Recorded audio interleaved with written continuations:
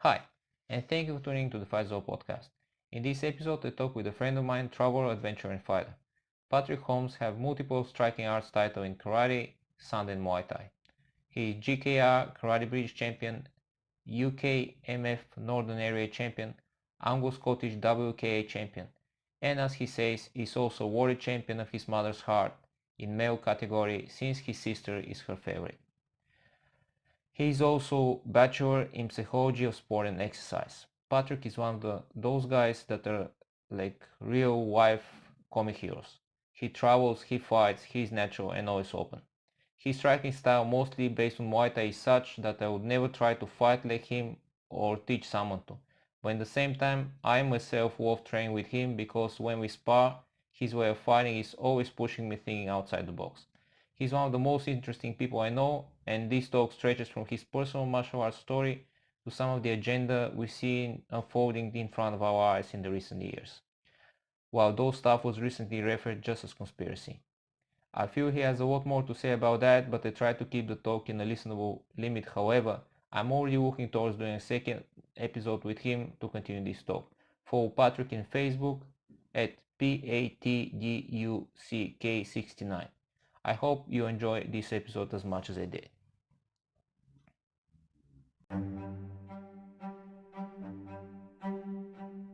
Why do we fight? To protect home and family. To preserve balance and bring harmony. For our kind, the true question is, what is worth fighting for? The Fight Is All podcast. Okay, we're on. Alright, so when I normally start, Okay. I'm asking for your combo sports story. You have quite crazy one, so just go for it Combat and then sport story. Okay, so I wanted to start boxing when I was too young, and they wouldn't let me in. So I used to just scrap in the back of my bedroom with my brothers and his mates. who didn't let you in? I was too young to get insurance. So the police boys. So I was like Oh, you need insurance to do 10. boxing. Yeah, you couldn't start until you were like 13.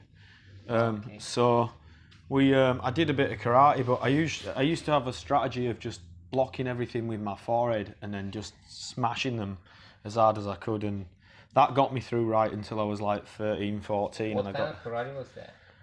Gokan-ryu, which is popular in Australia actually. It's Shotokan and Goju-ryu. It's I mainly I know Shotokan. kind of about Goju-ryu, but just really vague. It's kind of like Shotokan karate, but with a bit of Goju katas. They like fancy katas and stuff. And then I kind of like figured I'm not getting much contact here, so I jumped in the Thai boxing. And at the time, it was like fighting was about street safety sort of thing. So like I never got into it as a sport. I never seen myself as an athlete. I just had to stay one of the hardest kids on the block, so I had kind of like a bit of leverage there, and people wanted to know us and that. So a lot of it was about looking after myself. And before I left my hometown, I had one competitive fight, like on a professional show. And I'd had all my amateurs and that. And that's the way you used to do it. You don't do it. People just go straight in now. They'll fight in 6 months. But back in the day, you used to have to go from non-contact, then you go semi, then you go amateur, and you had to work your way up that structure. Kickboxing? Yeah, in the kickboxing world, it was by the time you seen a no-shins contact fight, you'd probably been in the game for 3 years, 4 years, and had 10 to 20 fights in different So that rules. was way more structured. Apparently, it is way more structured than how it was in Bulgaria, because in Bulgaria you just do full contact straight away. As amateur, right? So then I think the non-contact was more typical. It wasn't required, but yeah, most people had to earn their way to a put. You had to earn it, Well, in the club I was training, like it was boxing, kickboxing, gym. So like non-contact style was not really respected. I was looking on these guys and like, Yeah. like those guys who like don't have the guts, to step into the real sport. So Oh well, the kickboxing went up from semi and points up from that. So yeah, well, the time when I was training was like you either do full contact or like they after this they introduced these semi and non-contact styles, which actually allow these karate taekwondo gyms, teams to actually enter the sport. But we was never looking seriously on them. We never, at least the group and the teams that we was just training and competing between each other. We never respect those guys because like they don't really take the real stuff. It's just Yeah. and He's staring at me across the room right now with a menacing stare, like, you little bitch, non-contact I'm bitch. not just saying. Only joking. I just compare the style of training in atmosphere sphere in UK apparently and back home, because the thing is like how I think how Conrad was it introduced reflected later, how actually. sheltered at the time martial arts was in the UK. Like, the shows were a lot less common back then. You wouldn't not, if there was like a full contact fight show back then, you kind of normally you'd be either have to be in the crowd to know about it, or it'd be pretty uncommon. And I think after the UFC got popular, it was just an explosion, and I think it would have reached the similar levels that it was in Bulgaria. I don't think it was. I think it was more to do with numbers in England, because you had boxing and you had karate. Well, listen, the UK striking was always high level. I have two fights in England, and the guys was fairly good strikers. Like the only thing is, speaking about non-contact and full contact style of kickboxing, is that from my perspective as a coach and from my own coach's perspective, like non-contact style creates bad habits for full contact. Yeah. So they never let us create. They never let us compete non-contact because the team that I was training, we was like boxers and kickboxers. So Yeah, it was full contact based as a style. So like our coach was never letting us compete in this one because that's gonna like mess up your style. And it's really like it's more speed based, but you compromise a lot of defense. You drop your hands, which is a bad habit. And you get injuries that you wouldn't expect as well. I reckon when you're pulling shots, you get long-lasting injuries for some reason. When I start going, to international championships like Balkan Europeans and Worlds, you see more nasty chaos or like non-contact styles than full contact. Because they're just not used to it, eh? And the thing is, when you play wide contacts or something, you lose and try to strike fast, and that's exactly how you're supposed to strike, right? But like when you're a bit like scared that someone's gonna counter you, you're a bit stiff, so you're kind of more stiff when you play full contact normally. But the wide contact fighters, they lose, and you rely on the rules to protect you. But when it goes a bit off focus and like bang. My original Thai gym, I really liked the way that they did it. They'd kind of send you, they'd have like fight days where it was held in a gym or a factory or out the back somewhere, and every time you came back, you'd have less pads. So you go for your first one and you'd have like full body armor and that, and then the next time the chest pad would be off, and then the next time you'd have smaller gloves or no head guard, and they just pick one item off you every time you go back, and then when you go, and then you're finally there and you've got just your gloves and the cotton shins, and that's when they kind of decide, okay, this guy's going up to the public show level. And I think that's one thing that I really respected about Britain and the way they ran it there. They used to put a lot of effort into matching fighters. Certainly when I started, they would have meetings, they would look around. They had forums, back in the day when there was web forums. They had this Axe Kickbox forum. I don't know whether it's still going, but it was just like text on a page, Yeah, we had forums, and actually like before the Facebook and everything, it was forums, and from these forums we still have friends that we kind of like actually meet in the forums, and I know them by nicknames, not by real names. I think I met somebody I've forgotten not so long ago, and he was this guy that I'd seen on this forum for like 10 years, and I was like, ruin the magic now that I knew who he was, Yeah, well, there was those stuff like, so we had a big martial art forum in Bulgaria, which is called Dao.pg, and like pretty much like most of the major people at that time was from this form. So you argue that like there was all kind of arguments and stuff, and they also useful stuff. But the thing is like we was making like from time to time a meeting, so we meet to get either to train or either to eat something. And you see, oh, this guy looks like that, because you know him by by the picture, but it might be avatar or like kind of Oh nickname, yeah. and then you don't know how this guy really looks, and if he was in argument, you imagine him like kind of like chic. It's like when you find out what radio presenters look like. Yeah, it was funny. I've fucking ruined the conversation now. Oh, so With my radio face. yeah, so back to that. So like you were speaking about the progression they was doing, which is kind of Yeah, cool. so basically, I went away and I had to move to study, and I moved away, and man, our first gym, it was like so backwards. It was like this old man, and he still had one of them computers that has a dial-up connection, and he had this coffee cup that was black, and he had every day's newspaper for the last 5 years stuffed in his office in piles everywhere, and he had a fax machine and bloody typewriter and all this shit, and he looked like he was just like this old, beat-up old man, and he gave you no technical advice. He'd hold the pad, and if he could punch you in the face while you were striking, he would do. And he used to just say, "Keep your guard up, or you'll get knocked out." And he had the most ironic, and he did no fitness. I mean, me and my brother, we took care of our own fitness, but none of his fighters were fit. But they all, they were fighters. They weren't boxers. They were out to get you. If they didn't get you, they were going down. And he'd have about 30 to 70% success. Like a third of his fighters, more than half his fighters would get too tired and get sparked out. But the ones that won would just, kick the shit out of the other guy. And it was even noted, by everyone that that Nigel's fighters need more fitness. So me and my brother used to run to and from the gym, and Bradford's like a bowl, so it used to take about 20 minutes to run in and 45 minutes to an hour to run back out, right? And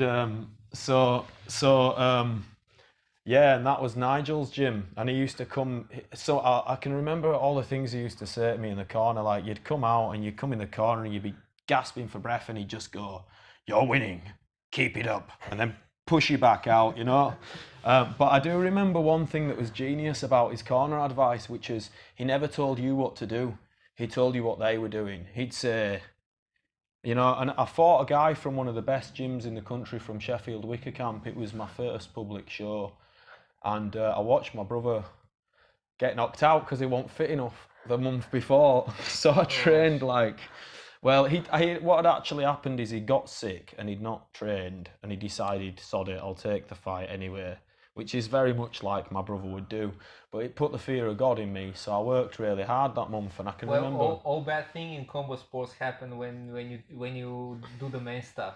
Yeah, that's it. There's gonna be a man who's gonna take the fight, and that's when bad thing happens. Yeah, and he was winning for the first 2 minutes. And then I can remember Nigel's, or I don't know if it was Nigel or my brother, he said, and this camp, they've got a reputation for really good clinch and really good kicks. And he said to me, his arms come apart just before he kicks, every time. So I went out, and every time his arms even floated apart, I just, off my back foot, I just went straight down the middle, jab, because I come from karate, so we jab like Superman, like we just smash you in the face with this jab. One corner to the other. And I just tore the guy apart, and he was a better fighter than me, but I just, I've been told the right thing to know, and ever since then I've always believed, if you find that key to the door, you find the hack, you find the way to beat. Like, it doesn't matter how good they are, once you've found what they can't do, that's it, it's game over for them. And that gave me a lot of confidence in beating people. My own kickboxing coach, the main coach, he was very good corner. He was the best corner ever. And the thing with him is, it was very big gym, right? So like, if a coach, there were a couple of coaches, if they say you something, it means you make impression between the others, because there was like hundreds of people training there. And if a coach says you something, it means, like, they see me, because before that you weren't from the others. The coach don't really see you. When the coach starts telling you stuff, you say, oh, like you start feeling important, like because they don't really care for newbies. You just sign up and you start training, but they don't really see you. They don't care, like as long as you pay your fee, they just do whatever you want. You just run for the end. But when the coach starts seeing you, it means you're starting, to come into the to separate from the flock. And his style of cornering was very interesting. I'm out of the flock and into the fold. That's like a good little catchphrase, that, isn't it? Out of the flock and into the fold. Yeah, I was never like him. I talk all the time in the corner, but he was never talking in the corner. He was waiting for you, to survive, to get in the corner, and then he tells you, do that. And then you do that, you catch it knockdown. It was just so good. So he was watching, the round, analyzing, and you go in the corner, you just say, do that. For example, counter the kick and go for a cross. And you're just working straight away. You just have to listen to him. But he was never yelling. His corner, when he was recording, the corner is quiet. And like, damn it, you listen to the other guy, like, speaking, like, damn, like, my gosh, say something. Are you help. There? Yeah, help. I need advice what to do here. But, like, that was his style. But the thing is, it was always working. He was analyzing the fight, see what you can do, and because he knows what you can do, because he trains you. That reminds me. What the other guys does, and tells you one or two things in the corner, but they was working all the time.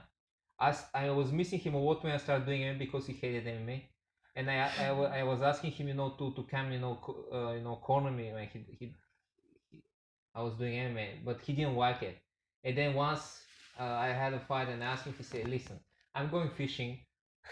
I don't give a shit, like take someone and you use him for this stupid style of fight, I don't fight like a man standing or don't bother me."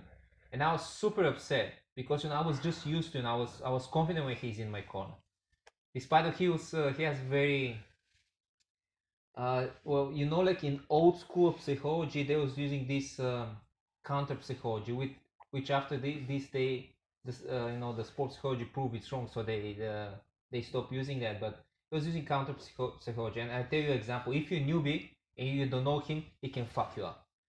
So I remember like when I was still trying to become a champion in kickboxing, we're going on the nationals. I become second, which was devastating. It's just not good enough, is it? Second, especially in the sport of fighting. Yeah, it just sucks. And then he comes to me, takes my hand like that, and see, listen, your hands are too thin. You look at the hands of the other guys, they're all jacked. Your hands are too thin and your legs are too big. You just have to cut in the lower weight class. And I was already cutting for 67. I'm like, oh damn. And when your coach tells you that, the eyes of the fear are big. And then you walk around the other guys in your weight class and you say, damn, they're really jacked. And then my hands like kind of suck, when you start to compare, when you're like stressed from that you're about to fight. And then I was pumping iron for months, man, after this, because I knew I couldn't drop more weight. I couldn't drop to 63. But on 67, when he told me that, and everyone was looking, like he said, every hands, like, damn, I really like have like tiny hands, and just. But so that's compared to when I get older, when I get used to his counter psychology, was so I'm fighting on the European Championship in combat sambo, right? And I have him in my corner because that was my first European Championship in combat sambo. And I'm fighting with a guy from I think Litva, and man, this guy was huge. I don't know, the weight class was 67, and this guy was huge. He was cutting a wall, obviously. And then I stay in the corner, just across the mat is this guy. I'm saying to my coach, man, look how fat is this guy, how he got into the weight class. And my corner, and my coach is just over my shoulder. He's like, he's not fat, man, he's jacked. I say, shut up. But I know him, and when he told me that, I was just like, I would just start laughing, so that relaxed me, and I won the fight. But the thing is, you have to get used to this old style of coaching, because there was no bullshit. They tough you up, like if you catch up to their bullshit talking, you're destroyed. But when you get used to, you kind of You know that- toughen up, and then when he tells you like, shut up, you don't say this stuff when I'm just about to fight. The guy's just across, and I'm gonna fight in 3 seconds with those guys. This guy, but you get used to that. That reminds me of actually the gym, Nigel's gym back in Bradford, and it's funny because he used to. This is how it'd go, right? He'd say, okay, we've got the fight days tomorrow, and it was the interclub, so I only had one proper show with him, but the interclubs, and he'd say, oh, don't worry about cutting weight, just don't have dinner tomorrow and drink some water after your weight cut. And then we'd go down and he'd get us on the scales, and then the guy would be like 3-4 kilos heavier than us and cut, and he'd go, oh, don't worry, it's only a couple of kilos. And then off we'd go, and we'd go to a Greasy Spoon cafe, and we'd have fried eggs and bacon and fucking sausages, right? And chips. And then my brother always sat outside smoking a joint, and you know, they'd have a cigarette before you went in, and no wonder Nigel's fighters weren't fit enough, like, you know. But that's how it was back in the day. They didn't, like, even, you know, such a short time ago, they didn't care. Like, off you went, you know. And to be honest, I always found that at weight above me, the guys were bigger, but I had much more energy. And yeah, it just reminds me of that, and that, like, they used to enter into these competitions where we all had to wear shin pads, but we didn't have any shin pads in the gym. There were one pair between 6 of us, right? So you'd wear the right shin pad, right? So like the opposite shin pad, or you'd wear the shin and just hope that he landed one leg instead of the other on you. And I can remember every time I'd go training, we'd clash shins, and I used to want to wet myself, and I used to just think, you know, that's what you've got to do if you want to be a fighter. And he had a very unique style of teaching, which was that the class would last as long as many rounds as the people were in the gym, and every single person would get a round off Nigel, who would just simply hold the pads without speaking and then try and punch you once you'd hit them. And yeah, I don't know whether it was primitive or it was discreet genius, but that was my first, 2 years of Muay Thai. Yeah. Yeah, well, the old school of training was very fun, because sometimes they catch, you know, the right formula to do that, but it's more intuitive than product of any system or thing. It's just like, that's how it works. Yeah, And the tougher survives, and then all the rest are just like, fuck, you know, like they just like no one cares about them.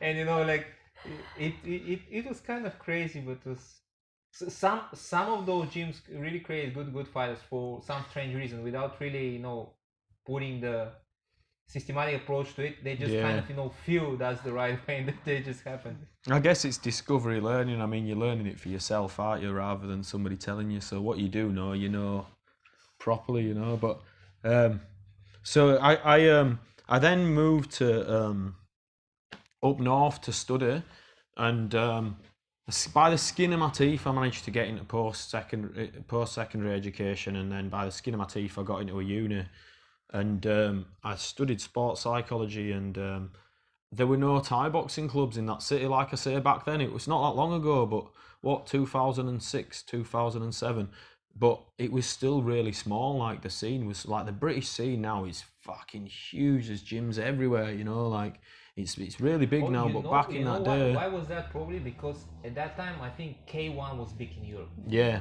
So European kickboxing was always still super big, strong. yeah. But Muay Thai, for some reason, now it started getting popular in Europe.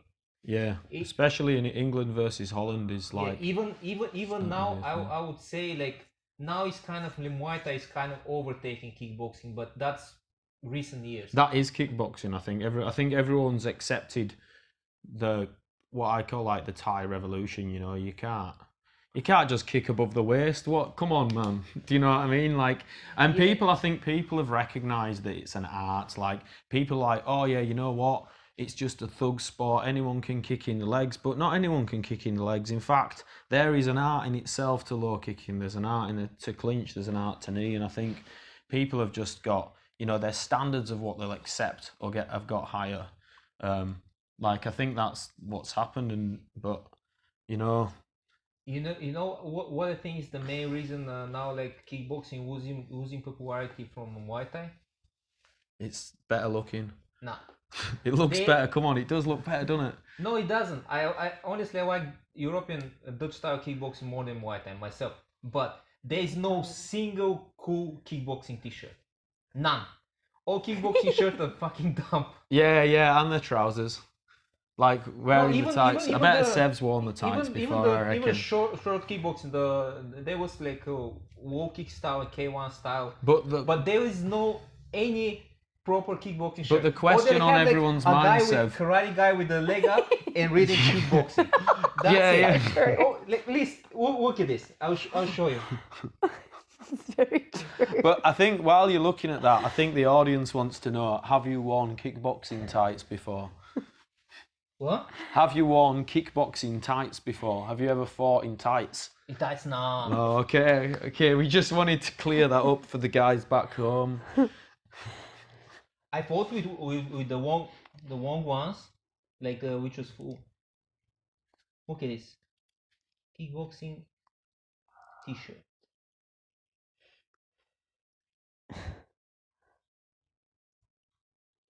Right? See kickboxing t-shirt. That's kickboxing t-shirt. That's kickboxing t-shirt. Yeah, that is pretty lame, hey. Now look at this. Yeah, you need a mythology, do you know, like this. But did you know that kickboxing actually comes from Bruce Lee? Did you know that Bruce Lee invented kickboxing? I bet a lot of not people really. don't know that, because Bruce Lee taught, I've forgotten the guy's name. He was a student of Bruce Lee, and he went around the Shotokan clubs challenging the fighters, and basically worked his way up through the ranks. And Look at this Muay Thai t-shirt.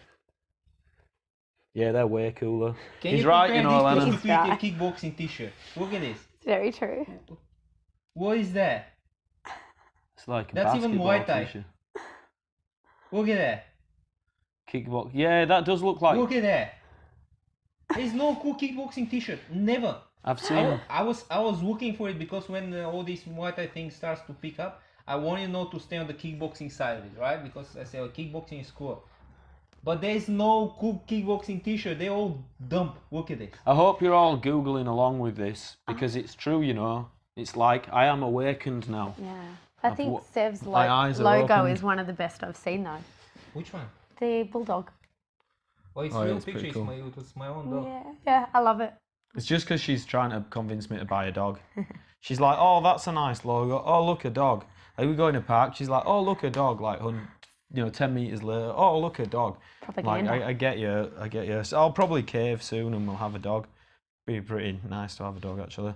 I'll be able to take it for walks and not get in trouble for getting chocolate on the lounge. Oh yeah, back to the story. So you was. So I went to uni and there was nothing there. So I ended up doing, I did, because they had all these classes in the evening. So they were kind of like, you know, them 3-4 day a week gyms, like the school hall type gyms. So I did Jeet Kune Do, I did Chinese kickboxing, I did, the Jeet Kune Do had Sistema and Brazilian Jiu-Jitsu woven into its fabric.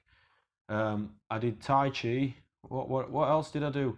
There were clubs every night, so I'd got and I'd come from a karate background, so I'd pop in and do like, I joined in the karate competitions, but I'd never go in the class, sort of thing. And it was interesting because I got all these other concepts, and I developed an entire different fighting style out of my opposite side, which for me is awesome because I can switch out of it just to kind of like ruin your thoughts. Do you know, like I could just switch into it for long enough to like spar with you and have like weird style. That's why I like training with you, because you have weird styles that make me annoyed. What the fuck is that? No. Because I figured that there's like kind of a paper scissors stone, and if you can paper, you can scissors, and you can stone, then there's not much anyone can do. Whereas normally people, they get confident in one shot, and the more they get, and this is why I see injury as one of your greatest opportunities, but we'll come to that, which is, they'll stick with what they know when they're under pressure, and they really need to get their ass kicked and say, you know what, I land this every time, and ban themselves for you. You know, it said, oh, you're really good at this, keep on doing it now, because it's like we've seen with Wilder versus Fury, you know, you got really good at one thing, but as soon as I know what it is, game's over, you know. And it comes back to you saying that good coach. I have to do a shout out actually, because I wanted to compare that to a coach called Barry Norman from Sortanical now. He's one of the oldest coaches in the game. He's been there since day dot, since full-time contact karate, and probably 30 plus years of coaching experience alone. And he just had that ability, like you said, he could look at any fighter and he would tell you a 3-punch combination, and if you went out and threw it, it'd land, because he just knew how to hack everyone. And you know, so there was two kind of schools of thought. You could be really good at one thing, or you could know how to do everything, and you know, like a Swiss Army knife, you could switch it out. And I don't think anybody really will ever solve which one's best. I think they both have their strengths as an approach. Well, I think there's balancing to that. So But that's, sorry, just to put in the point about injury, that's why when you've injured one part of your body, you need to turn up and you need to train the other part, because I fucked my right leg up, and I developed I knocked person after person out with my left kick, and the vice versa happened, and I ended up having a lot of round kick knockouts because of my other injured leg. So I just thought I'd get that in before I forget about it. No, that makes sense, because it many times happen when someone injures himself and stop training, but it's combat sports are so complex where if you injure something, you can always train some stuff that you never train, or like they're just way behind. It's not an excuse, you know. Depends how injured you are though, but you can always do something. You can always develop. Yeah. And obviously getting used to fighting handicap, because if you're gonna fight, you might lose a limb in there. It don't mean the match is over, you know. Like, you know, you can still. But that's old school mentality. It's not very fashionable now. Is it not in fashion? I'm not in fashion. Alrighty. And what happened after this? After this, I discovered a team called Teesside Muay-Thai, who was, it was kind of like we all come up together. The coach was new to the game, and he'd done a few years, and he'd been out in Thailand and done a few tourist fights, you know. And I just kind of like believed in all of us that would all come up together, and we had this really tight team. A lot of talent came out of that gym in the end. I mean, Jack Cooper, he's ranked #1 in the UK right now. He fights out of a different gym. As gyms do, you know, they have their day and change hands, and you know, the majority of people who go to a gym might go for 2 to 5 years, you know, so, you know, times change, and I had my time with Teesside Thai, but I think me and my coach, we had a bit of a fallout eventually. I think, you know, I don't know what it was, or even if I did, I wouldn't say, because, you know, you've got to respect the relationships you've had in the past. And I trained under a Thai called Kin, and at the time I was like, well, actually, I've never actually really spoken about this, so I might as well get it out here. When I was younger, I had a really close friend, and he used to be heaps into the drugs and that, and he used to fight on the street, and I used to fight in the ring.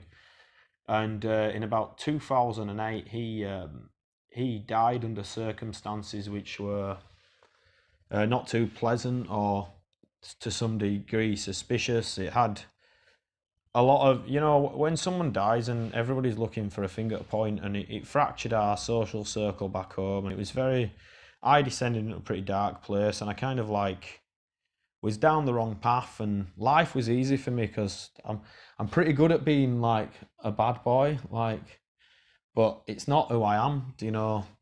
So, and I can just remember one day I was sat there and I had everything sussed, and I wouldn't have had I didn't need a fucking job or anything. And I just thought this could be the rest of my life. And I just thought, this is shit. Like, this is not what I want. It's not who I want to be.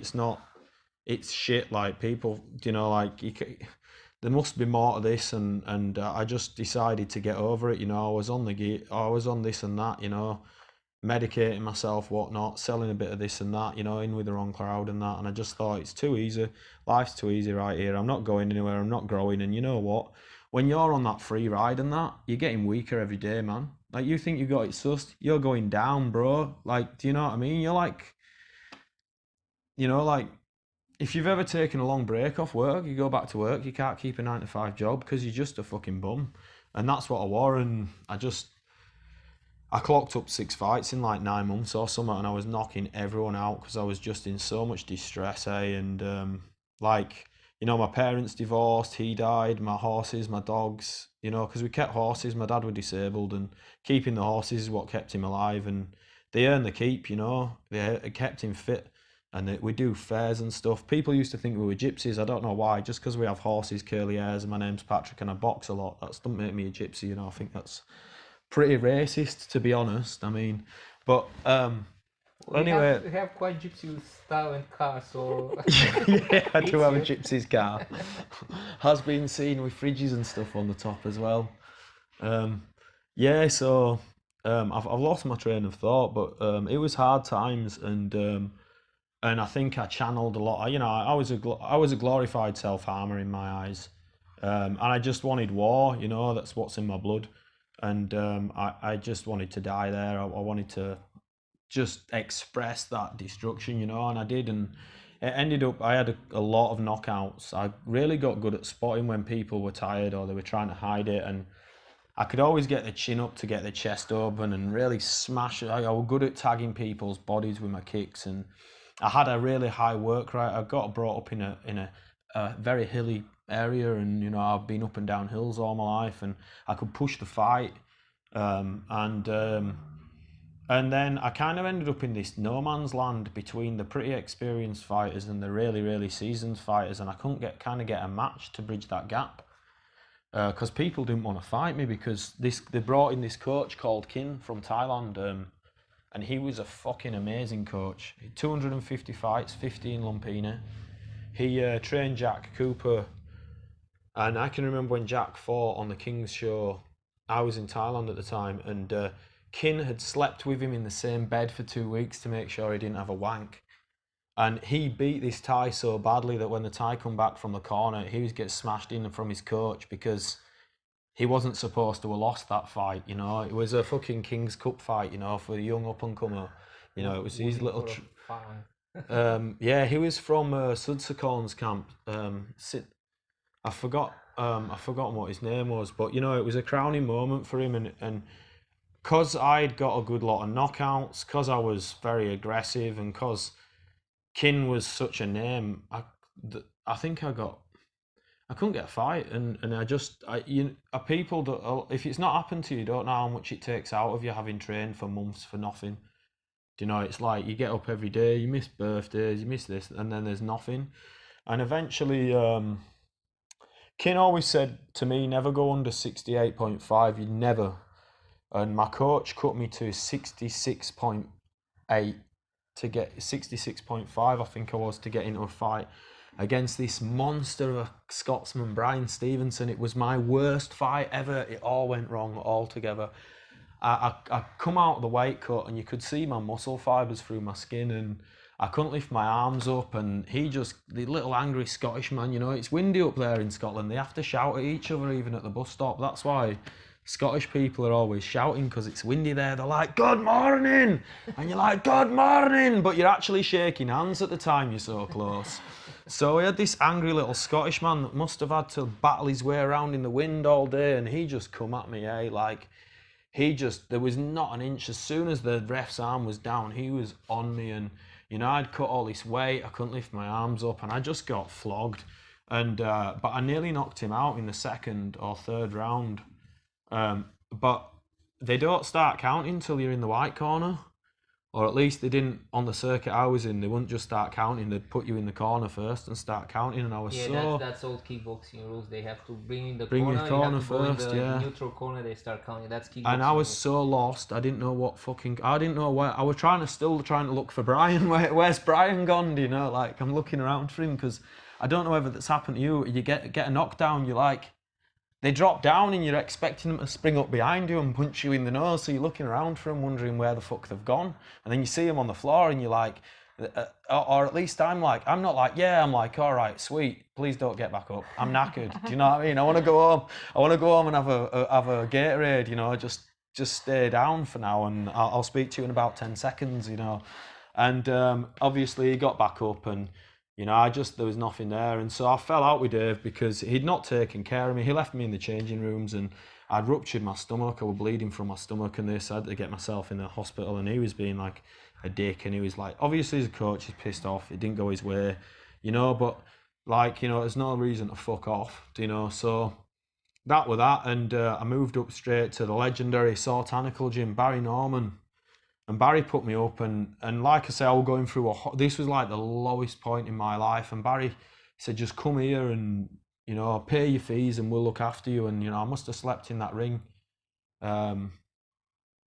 so many nights, and, you know, it was like a smell, that canvas. Even today, like if I could smell his ring, it'd be like when you smell your first teddy bear, you know, like that you thingy when you were a kid, you know. It was like one of them comforting feelings, you know, like the smell of the gym. And I had the craziest like dreams and shit, and it was like all this bad was coming out of me, and I actually stayed in his gym for, I can't disclose how long because it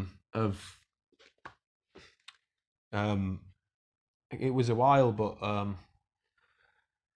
I used to live in the cupboard.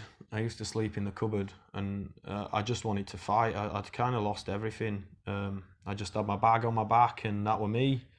And I just didn't want to be in Middlesbrough because all there was there was drugs, and, you know, I could get a job any day if I wanted to rob drugs, sell drugs, or guard people's drugs. You know, like it was like that was largely the economy, you know. And I just wanted something better, and Barry were there, and I kind of sweat it all out in the gym, and I had these wonderful 2 years at Sartanical, 2 and 3 years, whatever it were, I don't know, but I can remember we took my lease, and my job lasted just over 2 years, so it would have been over that. And I met a girl called Fiona in Thailand. I'd gone out to train in Samat Payak Arun's camp in Bangkok, and I met her. Just had a little bit of a holiday before I went, like a few days, and she moved over with us, and she was a bit hardcore. She was a pretty tough bitch. She got off the plane after a 24-hour flight, ate a full English breakfast, and went straight to the boxing gym. So she was definitely like that, you know, a bit full on. And the Sartanical, the reason I went there is because I'd seen them on a show before, and their team, they were a team, you know, like they were really like so closely knit together, and they worked very well-oiled machine, and whatever you were good at, you'd teach everyone else. So Barry would use the students to teach the students, and he'd like, if somebody else had a fight and you were in shit. What are you doing? He's got a fight in 2 weeks. Why? That's your teammate. What are you doing? You know, they were really good like that, and I saw that, and I wanted to be part of it. And he'd picked like the shittiest area, this little factory in Biker where the kids needed the gym, you know. And he charged like whatever he charged, you know, like $5 less than every other gym. You know, there were buckets all over the gym floor collecting the water for the roof. That's how you create fighters. How you get fighters? You dig, and you know what? Some people see a gym as a sporting facility, but to me, it digs people out. You know, it digs people out of nothing, and it gives people new leases on life. You know, and it keeps people out of gangs. And it's just like, if you really want to do the Lord's work with your gym, then you got to go to some shithole, and you got to sit there where people need you. You know, and I think that's some people, you know, I'm grateful for, I guess, in the community. And yeah, what can I say? Barry's gym, coolest gym ever. It's like a haunted factory with the floors like patterned like squares, like a chessboard, and it's got all the different flags from all over the world where people have come, and there's a big karate mural, and it's just this. Have you seen that sergeant off the Toy Soldiers? He's like a 60-year-old, that dude, and he's like, right, he's got a Cockney accent, right, you fuckers, get working, you know, like, you know, it's such a cool a theme is Sartanical gym. And if you don't know Sartanical, they were the Thai boxing mafia in the 90s. They were they actually once tried to not let me in the country because I had a pair of Sartanical shorts in my bag, because apparently he was like you know how it works in Thailand, nothing comes for free, and they were a big thing in the 90s, and that name had been passed to Barry, and he was part of like, there's this founding few people in England that brought the Thai boxing over, and he's like one of those people who was the first people to come back, and he brought Master Toddy with him, and you know, Master Toddy was famous. I know about Master. Yeah, he's famous for many things. training girls. Yeah, training girls, business, conducting business. Yeah, and yeah, and so it was kind of, you know, I had this legendary story behind a few of my coaches, and it was very inspirational, and it was nice to be part of, you know. But obviously the GFC came, and just suddenly everybody, GFC? the global financial crisis, the house price crash, and suddenly like you had to work from dusk till dawn to stay afloat, and the kickboxing shows couldn't pay anyone, but everyone was doing a show because they were desperate to try and get money, and it was just like the whole thing just saturated itself, and it was like there was nothing really left. And kind of the final straw for me was they matched me up with some kid from down south, and he didn't weigh in, and I'd invited my whole family up and this and that, and then he didn't turn up on the scales, and I lost my shit, mate, because like I'm good at getting mad, you know, it's like a skill I have, and I fucking stalked the guy. Hey, I found the cunt. Managed to find his fucking mobile number. Like, the guy lives in London. All I know is his name, but I was that pissed off. I managed to get on the phone with him within like an hour. I'm like, where the fuck are you? Get up here now and fucking fight me. I mean, can you imagine being Bob and you sat in your chair in London and some Scottish sounding guy, because that's what I sound to people like, Scottish, oh, come up here, I need to fight you now, you know, and he's like, what the fuck are you on about? Like, I didn't agree to that fight, and what had happened is the guy had never filled my fight, but he'd left me training for 6 weeks because he didn't want to lose the money, because like, I was one of the names at the time, you know, I was one of the people on the poster that people wanted to see, and he just let me skank my whole family, and I just thought, you know what, like, I started fighting to like get away from getting exploited and, you know, stand up for yourself. Why the fuck would I get rinsed for my own skills? And I was like, well, let's go see the world, you know, and that was me, and we fucked off to Australia, and I've kind of been a has-been ever since, sort of thing. But, you know, that's what happens, and I think, you know, my immigration's pretty important because, you know, it's my kids are going to reap the benefits of it, aren't they, you know, so, you know, I kind of like stayed here and did my student thing, and here I am. A full-on has-been telling his story in the Gold Coast, but I'll have time soon, and I'd like to see myself do some MMA fights. I'd like to see some jiu-jitsu competitions under my belt, because I love wrestling. Wrestling's fucking amazing.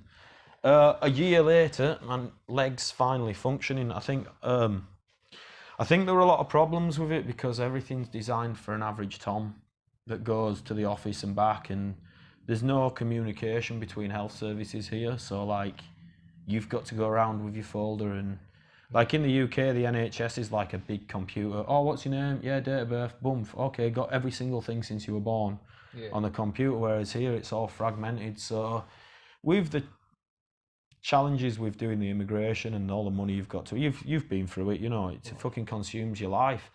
I kind of like, it's been like 10 months now. But now I'm just free to do whatever, and I'm glad I took the advice of not rushing it. Yeah. Because my recovery is not fast, but I can feel in my leg it's a complete recovery. And I reckon if I'd have gone hard in the early days, I'd have this leg that works, but it's got this like fatal thing in it that's not, you know, and it's given me a lot of time to learn. I've actually learned a hell of a lot by slowing down this year. I've got my spinning kicks down. I'm learning change level and, you know, striking from change level, and I've kind of done a lot of work in my karate, like switching through with shots so I can turn around my opponent. So if they're shooting at me, I want to be able to strike rotating, so I'm moving offside to their momentum, do you know? Yeah.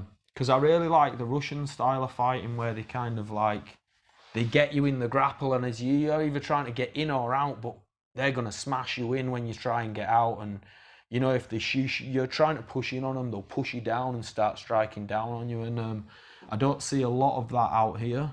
So that's where I want my place to be. I want to terrorize people while they're trying to get me down until they don't want to get me down anymore, you know. Apparently, now MMA shows that in this environment, I mean with the small goals, karate style striking actually works. Yeah, well, that's what I say a lot to Which it people. doesn't work in kickboxing environment with the big goals, but this Ichigeki one punch style of fighting with the small goals it does work. There are a couple of people who actually do it successfully. So I don't like it, but it works. I can see it working. I won't teach it, I won't play it because it's not my style, but you can make it work if you're doing it.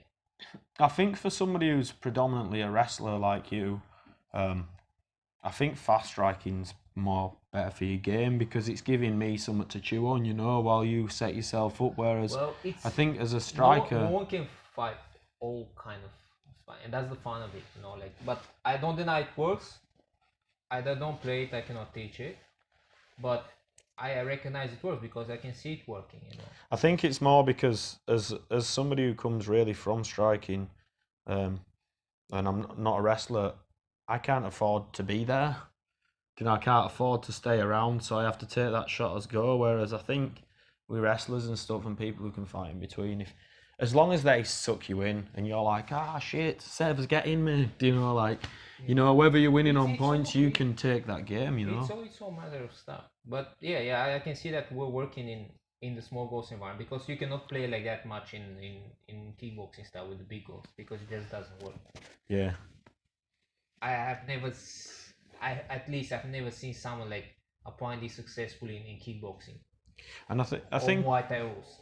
Like, I think them gloves as well, you know, you can get away with stuff that you can't get away with. Yeah, well, that's the thing. Like the rules are like defining the style, and then within those style of fighting, they have a lot of mini styles that are successful or not. Yeah, I love the wrestling. I really fell in love with the wrestling, and I just because England's not got the wrestling scene in England's pretty much non-existent. You know, people used to not really even know the difference between judo and wrestling. But when I went to America, I met like collegiate wrestlers, and I was blown away. It was like getting hit by a train and then trying to stand up in a swimming pool. You know, it's like imagine you stood next to a pool and you get hit by a train and you land on the water, but you've got to stand up. That's what fighting a good wrestler's like. You know, your force is nothing, and if it was, he'll just move around you, and there's nothing you can do. You'll be standing on thin air, and you think, you know, you get your frame, you get up, and you're like, yes, I've finally got structure, but he's just waited for you in the gap. You know, he just turns you in the other direction, and you're gone. And so I've been seeking wrestling. You know, I love it. I like the shoot. I like getting. I shouldn't be saying this because if you're my opponent, I could be telling you this as a counter argument and preparing you wrongly, double bluff. So, but before I grasp myself into anybody I may fight in the future, but I like getting, like, now I've got into the MMA game. I'm really a big fan of just terrorizing, walking in and getting them, you know, stuck up against the fence, and then just getting really low and trapping them legs together and just crawling up them, you know, because I don't think I'll catch up the jiu-jitsu guys and the discrete parts of the game, but I do know that I'm pushy, and you know, I can definitely trap a pair of legs together and start throwing overhands at people. So that's kind of like what I'm going for at the moment. I had this fantasy idea that I'd be able to suplex everyone, but well, everyone does. That's like the dream that you're gonna knock out overhand suplex. suplex. It's not always the case. It works on the bag. Yeah, it does. Yeah. All right. So let's go back to why we start talking that. So I want you to talk because you had like several posts recently. Yes, the masks. Yeah, and let's dig into that. Okay, so the university I went to was a computing school, and I studied psychology. And so it was predominantly, and most of its money had gone into computing and sport, and it had a very strong social sciences division which did psychology. And so in relation to the things that I see going around me now, I have a lot of thoughts about it because I've seen how they make the things and what they study and stuff, and there's a lot of things going on now that, whether they're intentional by the government or not, they're actually really, really concerning. Well, one or two things can be intentional, but when it's a chain of events, When it's a chain of events, it yeah. cannot be unintentional. It's QA Bentos, who benefits? Is that right? Is that QA Bentos? Aren't they a set of pies from somewhere? But the Greeks, use it the Greeks. Elena, you're Greek. You should be able to tell me this. I'm not familiar with that. I think it's the Romans. You've got to look at who. Aurelius, see who gets the money. See who benefits, yeah. But the thing is, like, there's a lot of human needs, and people who create computers are very aware of human needs, and they have a sole division of psychology dedicated to studying these things. And one thing that most computer game people study is what they call reinforcement intervals, reinforcement stimulus, and cues and stuff. And that's, doesn't that sound pleasant? If you play the game and then we will reinforce you, but what actually it means is it's conditioning. It's addiction. It's reward scheduling to make something maximally addictive, like a casino. And reinforcement schedules, let's phrase it in a way that conveys to the layman what it actually is: addiction schedules. So there's a really interesting thing about this, and it relates to isolation. Funnily enough, there's a lot of that going around. Anybody notice the isolation that's going around? And they've done this experiment a couple of times. I don't think if they've done it more than twice, they must have covered it up, because it's sickening. And it was in the 17th century and during the Second World War. And I think it was a long time ago, even if it was at the 17th, and it was by some aristocratic prince, and they wanted to find out what would happen if you fed and nurtured a baby with everything it needed, but it had no human contact. And they all died. None of them lived. They just gave up the will to live. And they did this in the Second World War as well, with the overwhelming number of orphans. They were just, they were too numerous to even manage, and somewhere along the lines, somebody said, okay, we'll see what happens to these kids, because we don't have the resources to, they're in a box, they get fed, their nappies get changed, that's the best they can do, because there's like 100 of them, everyone's out trying to kill Hitler, and, you've got 100 fucking babies of the ever-increasing number of orphans you got, and the same thing happened. They just gave up the will to live, and they died. And this need for human touch and this need for human comfort, it's illustrated in a study. And I actually have a lion in my bed, which belongs to Elena. His name is Patrick Lion. I wouldn't name a lion after myself. Come on, guys. Yeah, I know. Right? And the reason is from a study called Harlow's Monkeys. And what they did is they gave them surrogate mothers. And one had touch and eyes, and it seemed like a thing that was alive to the baby. And the other one took care of all its physical needs. And the monkey formed the attachment to the statue that gave them nothing but comfort.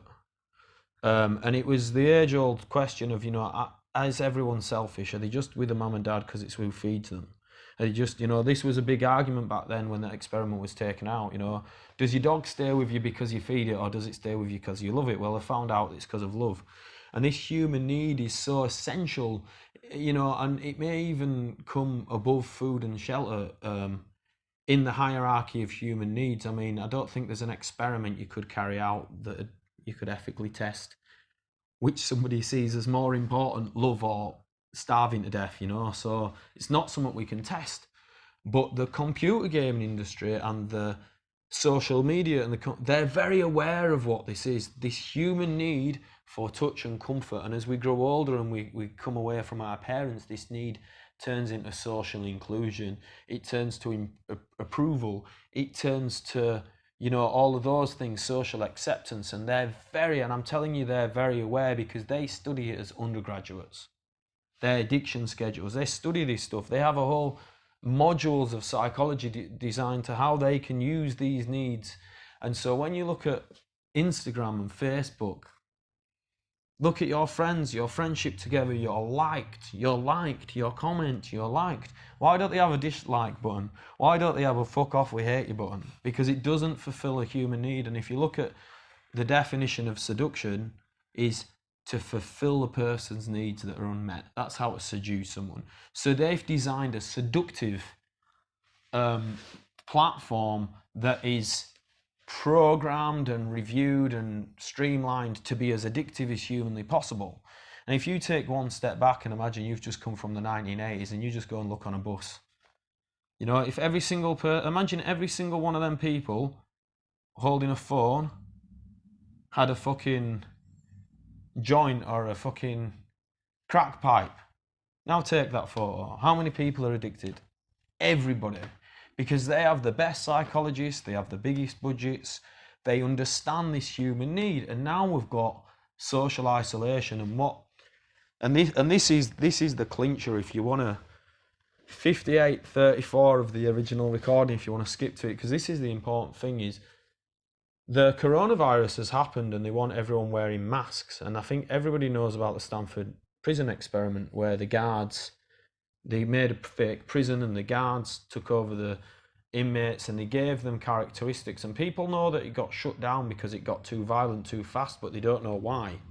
And it's because the policemen were given an anonymity, right? And that was the variable in the experiment, was anonymity. They could not be identified for the deeds.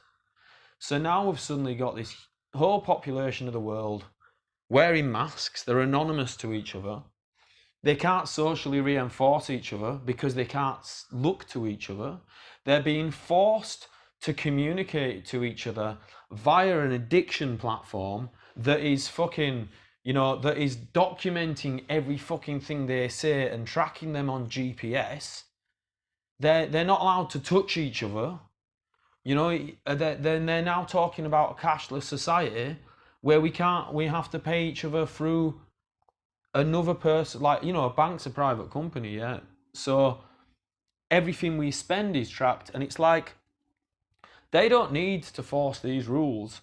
They're creating an addiction. They've taken away our reinforcement to each other. They've taken away our ability to give each other that need, and now we can only get it through a digital platform. And when you look at it like that, it don't matter what the government thinks, this is a dangerous place we're in. You know, and if you look at all them, sorry about this, but if you look at all the drug addicts and stuff that develop drug addiction and they suffer, Yeah, of course. my partner actually recently has lost her mother as well from you know, I would say emotional pain medication. You know, she needed the things to survive because she'd been taken from feeling accepted and you know, and yeah, but sorry to interrupt you, Days. But that's the power of what you're playing with. It's not like you eat too much sugar and you end up fat. This is a human need that people need to survive, and it's being manipulated by. Because I can compare the wife like in Eastern Europe and here. I can see here people are pushed from the doctors to these medications.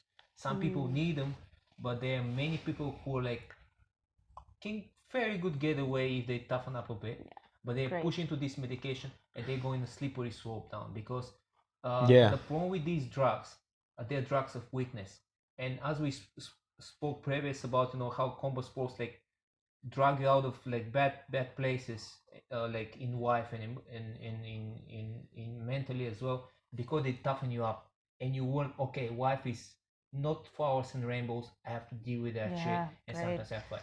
But what now pharmaceutics do, and especially here the doctors in Australia, like you go there, you say, oh, I have anxiety because let's say I'm afraid from this test that's coming. That's nothing, right? They take that pill, right? And then you wonder that, if I have trouble, I just take a pill. And then you take the next pill, pill, and then brings to sleep. Well, when people, I guess it's the same place. Sorry, just to finish. Yeah. I always was looked to weakness as a disease, because weakness is disease. If you reinforce it, you get sick more and more of it, and that brings you down to very dark places.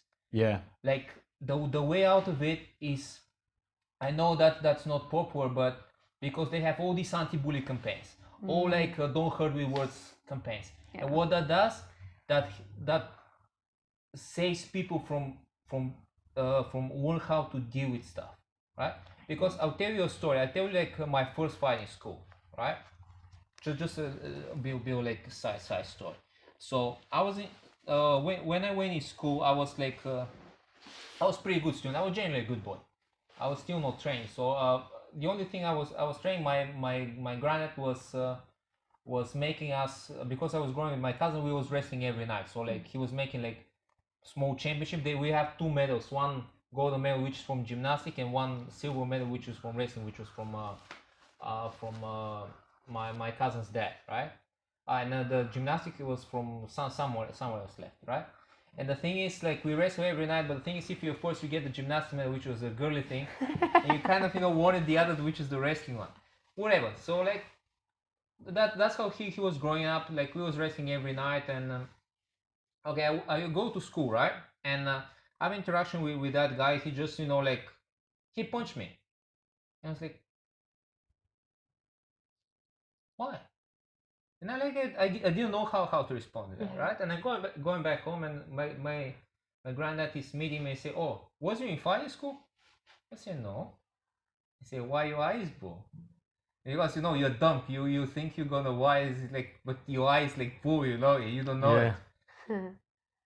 And I was like, yeah, I was in fight. I said, okay, come with me. He walked me in the kitchen, and I was like that short. I was like 7 years old, like something like that. He woke me up in the kitchen, and he went on his knees because I was pretty sure. He said, punch me. I said, I cannot punch you. You're my granddad. I love you. He said, no, you have to punch me. And he started pushing me, like making me to punch, and I started crying. And he was, no, you're not getting out of here until you punch me. Like, I don't know how long was that, probably an hour. And at the end I punched him. Then he heard me say, listen son, now you can punch everyone. Guess what? Next day I'm going to school, shovel the back with my books in one corner, and straight in the fight with this guy, straight away. And then what I learned is, you might get your ass kicked from time to time, but you can never accept being a bitch, right? Yeah. That's the best lesson you can get, but you can only learn that lesson if you stand up for yourself. Then after this, when someone comes, tries to bully me to get my money, I was not talking. I was jumping straight in fight, dropping my back and starting fight. And they know that's the crazy kid that starts fighting straight away. And no one wants to deal with that. Even they know that they're going to kick your ass because you're small, how much you can fight. But they know you're going to punch him straight in the face. They're going to kick your ass after, yeah. But what you want is you can get your ass kicked, but that's less bad than being like pushed around all the time. And that was actually my fighting philosophy before, is I never actually considered whether I'd win or lose. I just wanted them to regret it. Even if they won, if they didn't want a rematch, so that was enough for me. You didn't want to come back though, did you? One of my first coaches had this saying, like, punch him once, but for him to remember you. yeah. And something that turns up your fight, when you start using, I'm gonna punch him once so he remember. You punch him, he start like wobbling and say, oh, you actually mine. Yeah. So back to what we are talking is like a lesson of strength, a work by kind of overcoming the dangerous stuff. Sometimes 100%. It hurts, but that makes you stronger, that makes you deal with stuff. Now there's kind of programming in society, and apparently it works. Because the present kids are way weaker. Well, this is what people don't realise is an agenda, and a lot of people say, generation after. Like that. Well, I think this is a really important thing to actually just cut in here and mention. And it's like I get, people say, I'm this and that, and I'm what's it called? I'm demonised for suggesting that the liberal a lot of the liberal movements, I mean, not saying general liberalism in general, but a lot of the movements at the moment are being pushed, like the way they're doing the LGBT stuff, and they're doing this, and they want to feminize men and masculinize women, and everyone thinks that this is in the eyes of equality, but it's not. Behavior. Yeah, they're not promoting equality. They're forcing people to be the same, and that's not the same. I mean, you see how many female police officers there are now. They actually stopped hiring male police officers now. Call me a sexist, but I don't think it's fair to put somebody who carries a womb in harm's way because they hold 2 people. I can die. That's fine. There's going to be no less children in the future if I pop my clogs because my missus is hot. Someone's going to jump in there and, you know, take care of business, you know. But like, it's like people have forgotten, you know, that a woman carries a child. Like, and for me saying that, like, I don't think it's appropriate to force men not to be able to be in the police force until we've got 50% women. That's not freedom of choice. That's, like you say, submissive behaviour. And the same, like, they're promoting gay rights, and I think that nobody cares if you're male, female, gay, straight. Nobody really cares at this moment in time, I think. And for me, to have Coles and Woolworths, they have to wear rainbow badges like, look, whatever, you are what you are, you know, but like, why should I go to my groceries and have a flag of somebody's sexual behaviour on their chest? Why is that relevant? Like, if for me, the only time you should find out about somebody's sexuality is if they're trying to get in bed with you. Like, hi, my name's Jack. You're right, Jack. I'm gay. Why are you telling me? You know, I like 69ing, but I don't go, hi, I'm Pat. I like 69. You know, like the only time it's relevant to disclose is like, yeah, we're drunk at a party and I go in the room with a really good looking woman in brackets and she goes, yeah, I'm actually a dude. And I'm like, I have a freedom of choice right now. You know, you didn't have to come in the room and tell everybody to accept you, you know. And people don't realise that it's an agenda. It's an agenda, it's a political agenda, and it's only one thing that it's ever about, and it's control.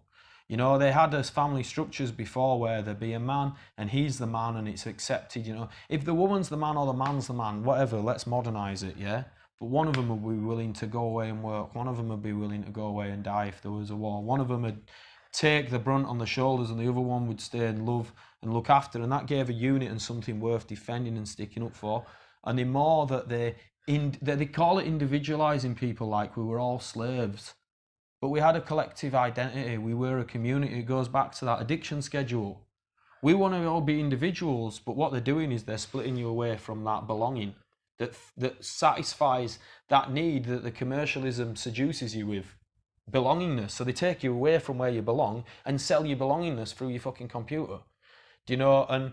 And like, look, I'm not saying there's anything wrong with somebody feeling like they grew up in the wrong body. You know, they can't help that or whatever, right? But don't think for 1 second the government's promoting it because after 3,000 years of slaying all their opposition and enslaving their own population to the highest degree, that they've suddenly developed a television and realised they've got feelings and they suddenly care about... No, they don't. It's divisive and it's not in the best interest of the equality movement because the people who oppose it now oppose it more.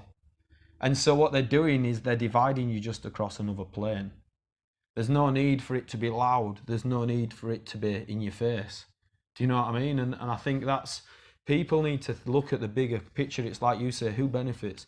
Who's, you know, who feels like they belong to their family? Do you know, who feels like they belong to their village? You know, look at Australia especially. Like, hi, I'm James. I grew up in Western Australia. I've lived here for 2 years. I've lived there. I've lived all over. I don't know my mum. I don't see her anymore, you know. Yeah, and they want us individual or divided as much as they can. And yeah, but that brings to this point that we talk like by all this LGBT like another like little shit thing.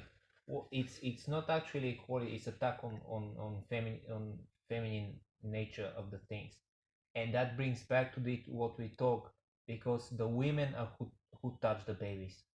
It's not the dads, not the men. It's the women who touch the babies, who give them this connection to the world. And you know what? I used to be a really, really strong believer in the man and the woman were equal and all this. And since I've been with Elena, I've been 11 and I've seen the difference in the way that she looks after the child. She is with the child, right, and how I am. Like, hell, I've always wanted, like, we want a kid soon and that. And I've always wanted to, you know, give, you know, like everyone wants to give the best. And I always thought I'd take a year off work for my kid's first year. And since I've seen Elena with the kids, I'm like, I'm not the right guy. You cannot do that. I can't do it. I'm not the right guy. It's not. I'm not bred for it. You're not made to do that. I'm not a woman. You're not made to do that. Yeah. And there is purpose in that. You need the woman, the mother, to give the connection of the world first to the new human, and you need the man to provide during that time. until that Yeah. baby becomes a person. And that's super important, because that's how you create a healthy mentality. Because we all know that kids who have the misfortune to live without mother or without father, there's something which is not, they have difficulties, they have right? a lack of balance. It's hard. Because and even if they turn out all right, it's been their struggle. Like they say, oh, look at this person, they turned all right, but it was their struggle. It's hard. You it's know? hard. They have difficulties by growing in that. It's like losing a limb, right? You live with that, but it's hard. You have to adjust. As a humans, we made to take from the female nature and from the male nature of your dad, from the female nature of your mother, male nature of your dad, and that's natural. And that's how you create a mentally healthy human. And I can hear a lot of people who are gonna say, like, when they listen to that part, they say like, oh yeah, but it's natural for these anomalies, these gender, when we studied them in psychology, they called them gender role ambiguity, which basically means that you have an ambiguous matchup of the dynamics that create your gender and sex. But like, okay, yeah, it is natural for these things to occur, but it's natural for these things to occur in less than 1% of live births. Do you know what I mean? So it's not, this isn't like black rights, you know, it's not like, you know, there were more black people than white people and suddenly they've been given the right to vote. It's not about giving the women right to vote, because there were an equal number of women as there were men. This is a very small minority of people who, yeah, they have been marginalised, and yeah, they do need their new dorm where they're recognised as people, but this is a small fraction of the population that's being used to use. They're being exploited for an agenda. Yeah, exactly. You know, so so I think, and that's what people, you know, and I think, who was it now? And sometimes you get like really good wisdom from old people. I always listen to old people because they've seen it all, and you know, there's things that never change. Like, you know, like we've got all these new technologies, but you know, I guess there's not milkmen anymore, but I'm sure the postman still gets it now and again, you know, like things never change, you know, and you know, like one of the things that, I've forgotten who he says, somebody in the 70s who were talking, they said that it's like they want to teach everyone that they don't know anything and nothing's true anymore. And so like every single thing we come up in this society, oh no, but you can't say that because it's not true. The way I was brought up, if it's true 95% of the time, it's fucking true. And when we'd say there's an exception to the rule, but now they say, you can't know that, you don't know that, and everybody's confused. And they're all fighting against each other because they're fucking confused, man. And it's like, people don't realise, you know, the conspiracy theory that's going on is, the conspiracy theory is, they have a load of people that study addiction, they study how to rile a population, they study how to confuse people. They study, one of the most interesting things about doing my psychology degree is I studied how to make people think bullshit is true. How to structure an argument so it sounds like it's fact when it's utter bullshit. And they're just throwing this at people, and people need to wake up to the fact that the conspiracy theory is on your screen, man. You're being confused, you're being misled. Do you know, if nobody had a computer now and suddenly the cash stores started closing, everyone would be like, this is bullshit. You know, and everybody like, fuck them guys. Do you know what I mean? But they've been fed a load of shit. Oh yeah, coronavirus and this and that. Well, we already know it don't carry coronavirus. And if it did, fuck, put a UV light in your till. It's going to disinfect your money, you know? Or we spray your fucking money before you use it, you know? Like, no, it's all an agenda, and it's like that same thing. You have to look at who wants this, you know? And, you know? And back to that, who wants this? Yeah. Do you want it, Elena? A cashless society? No. I don't know. I'll just pop one in there and see, you know? And yeah, it's all about the same thing. They want people as... And that's why you've got to be wary of these. And this is something actually I learned from Eastern Europe, from being in Bulgaria and meeting Bulgarian people. And they're like, good luck getting Bulgaria cashless. Fuck me. I know the minister of the World Bank is actually from Bulgaria who suggested it, but I think it must be some kind of joke, because if you've ever been to Bulgaria, listen, cash is king, you know? As everywhere in the world, we suffer from the same pressure from... apparently the same circle of power, which is apparently but it's a step about the government, because you know, like David Icke has this often posting this: if a bullshit is out of nowhere, it suddenly is everywhere, it's not a coincidence. Yeah, absolutely. Like I'm butchering it, but it was something like that. So like events, you know, social events like that can happen. Yeah, and that's here, the other thing they that's... happen here and there, right? And then like if society accepts it, they can spread. But suddenly this stuff like appear from out of nowhere, and suddenly they're everywhere. You know, like suddenly every day is push for coronavirus. For example, like how coronavirus got in Africa. No, right? Like by you know, by official theory, this shit like started from China and spread to Europe and USA by Chinese workers. Who Chinese guy went in Africa? You're gonna be like, there's no money there. There is nothing there. How now Africa has like lockdown? Like who goes in Africa? Yeah, and you know, there's not so much traffic of people there. There's a lot of stuff as well, like this reproduction rate. Like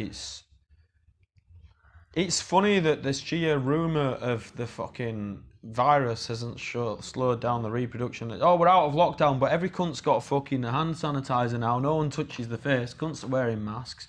People are automatically shy to even touch each other. Yet every time they come out of lockdown, this reproduction number's the same. Oh, fuck off. There's no way, you know. Like, I do know several people in England that have had it, and the people who wouldn't lie about it. My sister's a doctor, and her partner, and and you notice how I called her my partner? She's my sister's girl. She's my sister's wife, right? But you know how he's saying about equality? She's a partner, you know. I have to sit there. Oh, gay rights. Oh, my sister's got a missus. You know, hang your heads in shames, you homophobes. No, she's a partner, you know. I don't need to disclose it. Exactly. Although I did, so obviously I do need to disclose to make it. To make your point. To make my point, you know. But and they've all said, you know what? There's nothing you can do to stop it. My Sarah, she's one of my best mates. She her partner was wiping all the shopping down, quarantine, new clothes. She never left the house. She got it. She got coronavirus, and she survived it. She's got a compromised immune system, and she's blooming in very poor health, you know. And she survived it, and it's like, you know, yeah, it's just that agenda, innit? And you know, they were faking the numbers. They were faking the numbers, man, because... Oh, like, they was called everywhere faking the numbers. I went into blooming Rabina 7 day because somebody said I had to go get my temperature checked because, and this was about 8 in the mornings, because before I could work on site. And it's like, you know how it was at that time of year, it kicked off in the Gold Coast, it's dry and cold, and then it gets really hot about 7:30. So she points the thermometer at my forehead, and I'm 1 degree under a fever. I'm 0.1 of a degree under a fever, or on the borderline. And I said to her, that's not how you take a temperature. Because my mum's a medical physicist. My missus thinks she's an astrophysicist. But my sister's a doctor, and her ex-husband's a doctor. So I'm pretty familiar with medical stuff. I'm not an expert. I don't know. If you ask me what you've got, I'll probably tell you wrong. But I do know how to take a temperature. And I said, that's not how you take a temperature. She said, that's my forehead. I said, it's 8 o'clock. It's just gone up by 10 degrees outside. And you're pointing a thermometer at my head. And you're telling me that I can't go to work. And she's like, oh, no, we can't point them in your mouth because if you breathe on them. And I'm like, you've got it's a laser, man. I could probably take your temperature from the other side of the road, you know? And she, oh, no, we can't do that. So I drove around and bought a thermometer, which were all sold out. I actually had to go to about 7 different chemists because where all the toilet roll had gone and stuff. And I finally, that's it. I got one off my next door neighbour, and I went back to the doctor, stuck it in my mouth, and my temperature was like suspiciously average, you know, like exactly on the textbook number. And she was like, yeah, but you should stay home anyway. And it was like, that's the first thing I was like, geez, like they're just lying. They just, you know. And then I'm like, I don't have any symptoms, but having no symptoms was a symptom. And then because I couldn't get tested because I didn't have symptoms, but not having a symptom was a symptom. So I had to stay home just in case I got symptoms.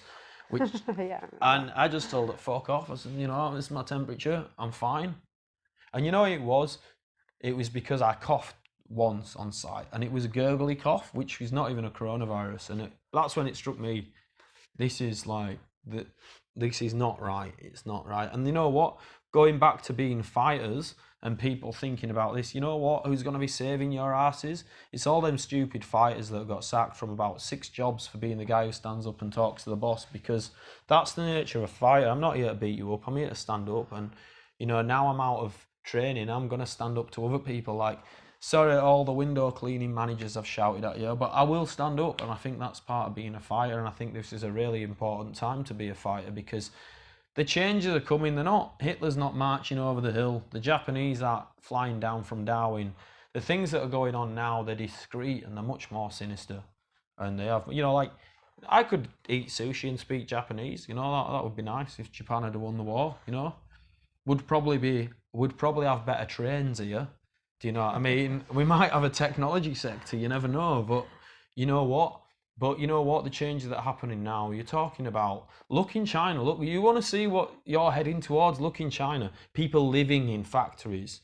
Facial recognition units. When you're bad, the government turns you off and you can't get on a train. They advertise this in Queensland now. I just saw it this morning. Yeah, the facial recognition for social distancing. We don't have any fucking coronavirus. Yeah, we social distance what? We didn't even have that. And Sweden's just come out of it. Japan as well. Like, they never went to a lockdown. What they did, they advised people, wear masks, keep hygiene, and keep going to work. And that's why them R numbers, they should have been down when the lockdowns come up, and it's just, they're looking for it, they want it. And you know what, I know a lot of people who've had coronavirus and they had it before they knew what it was, and they were fine, you know. This is again, like, the purpose of this thing is, like, because listen, if they tell you you're not going to work, so they completely stop you from working, and from you're gonna revolt, right? They know that you cannot control people like that anymore, because they have the experience from history. Yeah.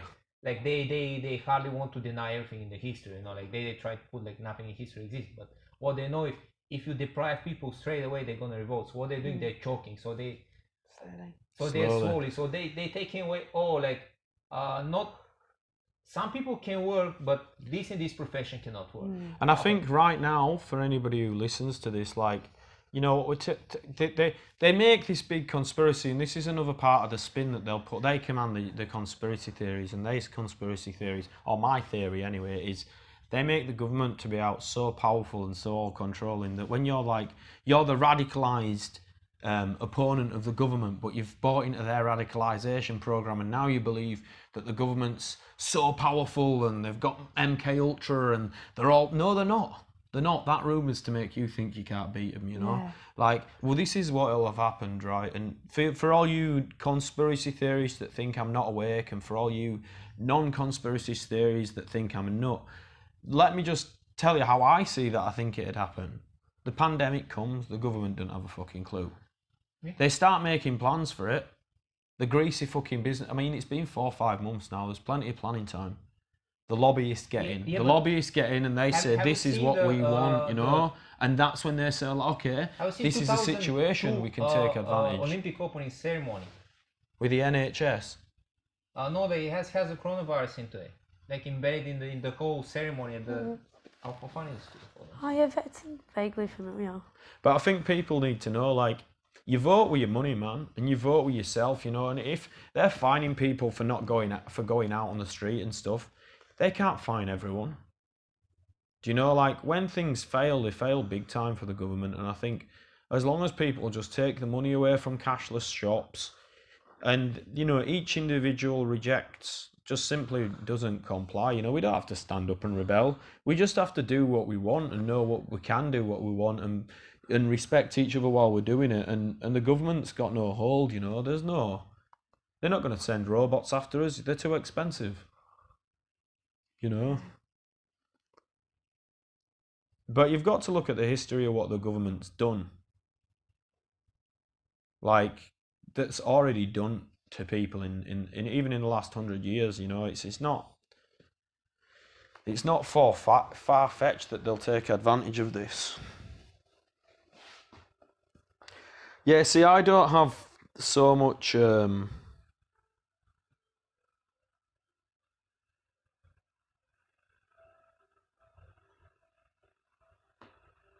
Just fast forward. Oh, error occurred. So Sev just tried to show me a video with suspicious content, and it's mysterious. Bill Gates probably said it was fact-checked. The Olympic opening ceremony was not fact. The Olympic opening ceremony is not fact. Oh, hang on a second.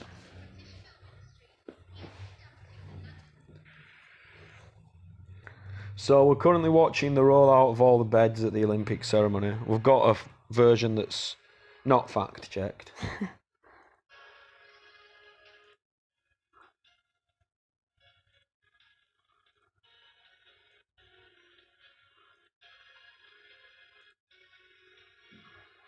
So what's that bullshit?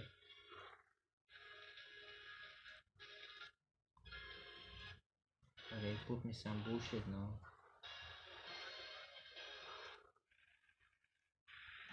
No, it censored it. See, it fucked it up. Taking it away. Yeah, so do you know what's funny? If you look at the censorship, and this is actually something, and people need to wake up for this because this is no bullshit, man. You go search stuff that happened before, like what was it? I was searching the blooming some of that pedo scandal the other day, and there'd been a huge kick-off online, and I fucking tried to Google some tapes or something. I've forgotten what it was, and it was gone. Yeah.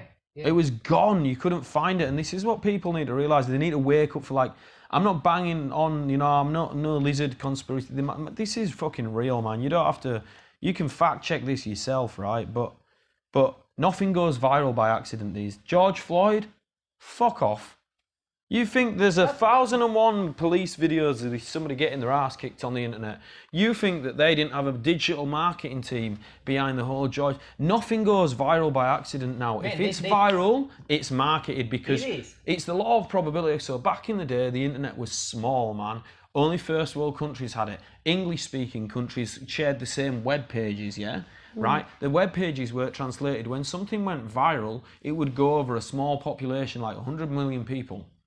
But now the internet population's like 3 billion people, and by the law of averages, you aren't going viral. Yeah. You need a team to get it viral, man. Like, because your video's only going to come because the algorithm says. Do you know what I mean? Like, and people need to understand that that's the fact. And like, look at this big BitChute. We need to find new platforms to share media on. Because it's controlled. What you're seeing is getting controlled, and the videos disappear. And this is something that happened to my brother, actually, and this is really worth taking note of.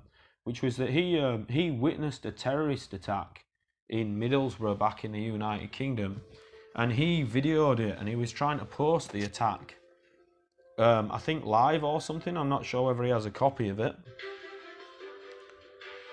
And I'll just finish telling this a story which is actually petrifying, right?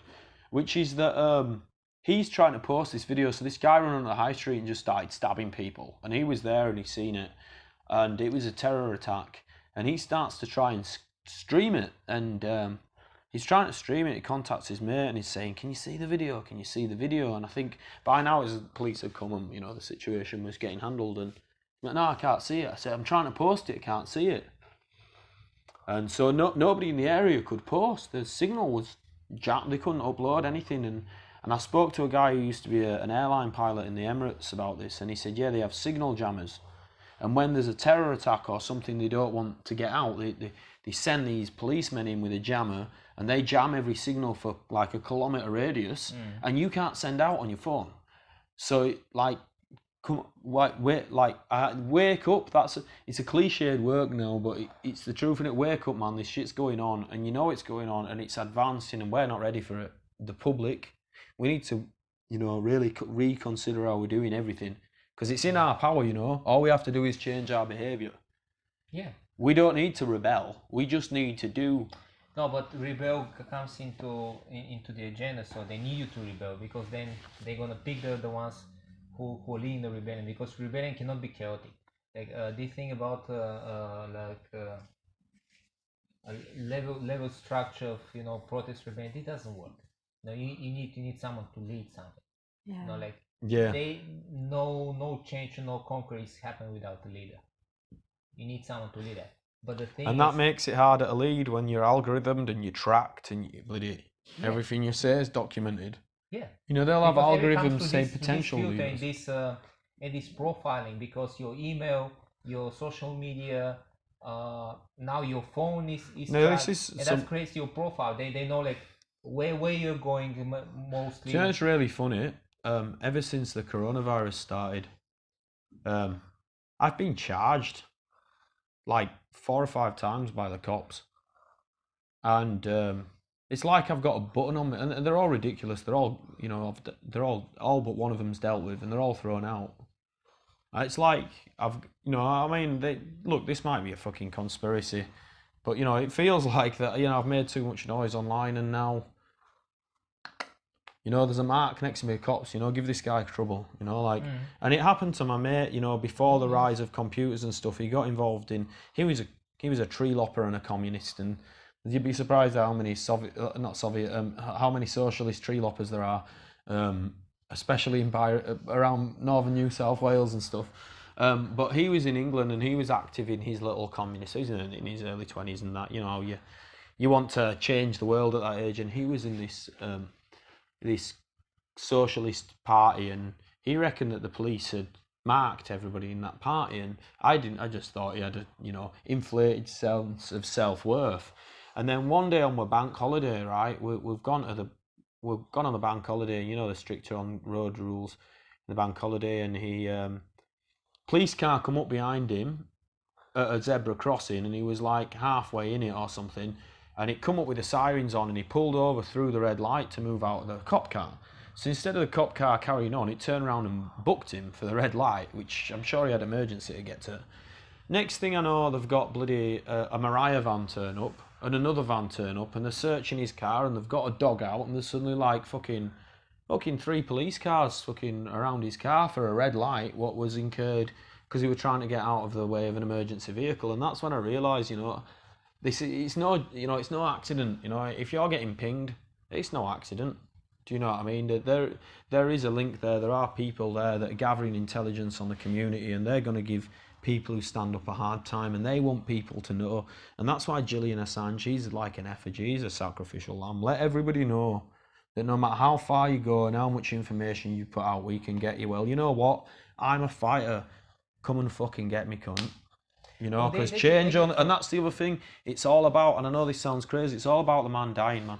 I'm disposable. I'll die for the change. I'll have my children. I'll give her a fat belly, and I'll go do what needs to be done. And I'm not going to be afraid because my family live on. You know, and that's what they don't want. That they want everyone to be an individual. They want you to be the most important person, but you're not the most important. The children's the most important. As soon as you're old enough to fucking give a woman a fat belly, that's it. Your time's gone. You need to be looking down the timeline to the next person, and people need to remember that we're not individuals. We're a community. You know, and that the government wants you to forget it. That's why you've got Instagram, Facebook. What about family book? Yeah. You have a family book, where a community book? Yeah. Nah, you've got yours, and you're separate. Well, it's no secret for anyone that now you're like you listen through a phone. You know, wherever you talk to, you receive ads from that, and I get peace from that. And I get peace from that, like especially when they install this like the COVID tracker in your phone. I say like, I'm not buying that shit. I did this more research, and I found like the Google phones, and I bought the Google phone. So I have on my phone, I have no anything like Facebook related. It doesn't cost so much, but now I can talk wherever I want, and I don't see advertising because I see Facebook from time to time, but that's only when I'm at home, only from my computer. I don't have. So do you have tracking and stuff on that, or I don't have. Yeah, that's what we need. That's what I'm moving to. I don't have any Google Pro on my phone. I don't have even Google search. And like VPN as well. There's troubles with that, right? So like the apps there, they're like open source, so they're not so fancy. They work a bit clumsy. But I'm willing to live like that. And listen, like since I put this shit away from me, like I thought I will kind of suffer a bit from the connection. Guess what? None. I feel way better. Like I'm like, because previously you're being bombarded with something, and this isn't just this is the best scientists, this is the best companies, have the best scientists, the best psychologists.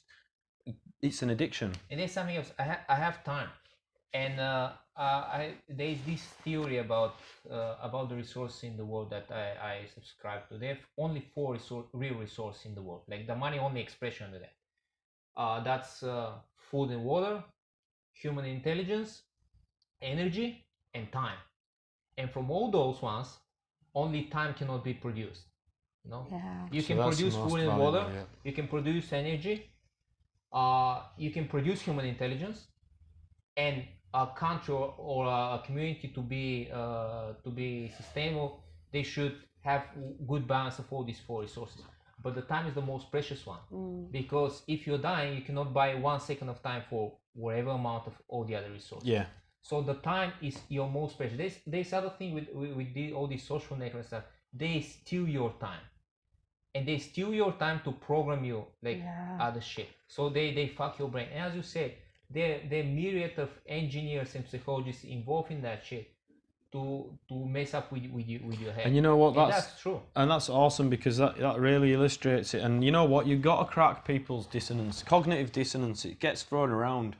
When you find something out that's fucked up about your environment, you don't want to look at it, and it comes from evolutionary psychology. If you see a bear, you're not going to sit there and stare at it. You're going to fuck off. You know what I mean? And that's the same, like, we're designed for, like, living in the wild. So when we see something that scares it, we don't want to see something. And you know what? That's how you do body language examinations, you know? It's like evil. Anyway, for example, when you say something they don't want to see, their micro expressions, their expressions, they will show somebody hiding from something like they would a bear. The pupils shrink, the eyes close, they lean away. Like, we're programmed like that. So when you're telling people stuff, you've really got to put it in a way that it's very difficult for them to squeeze out of and ignore.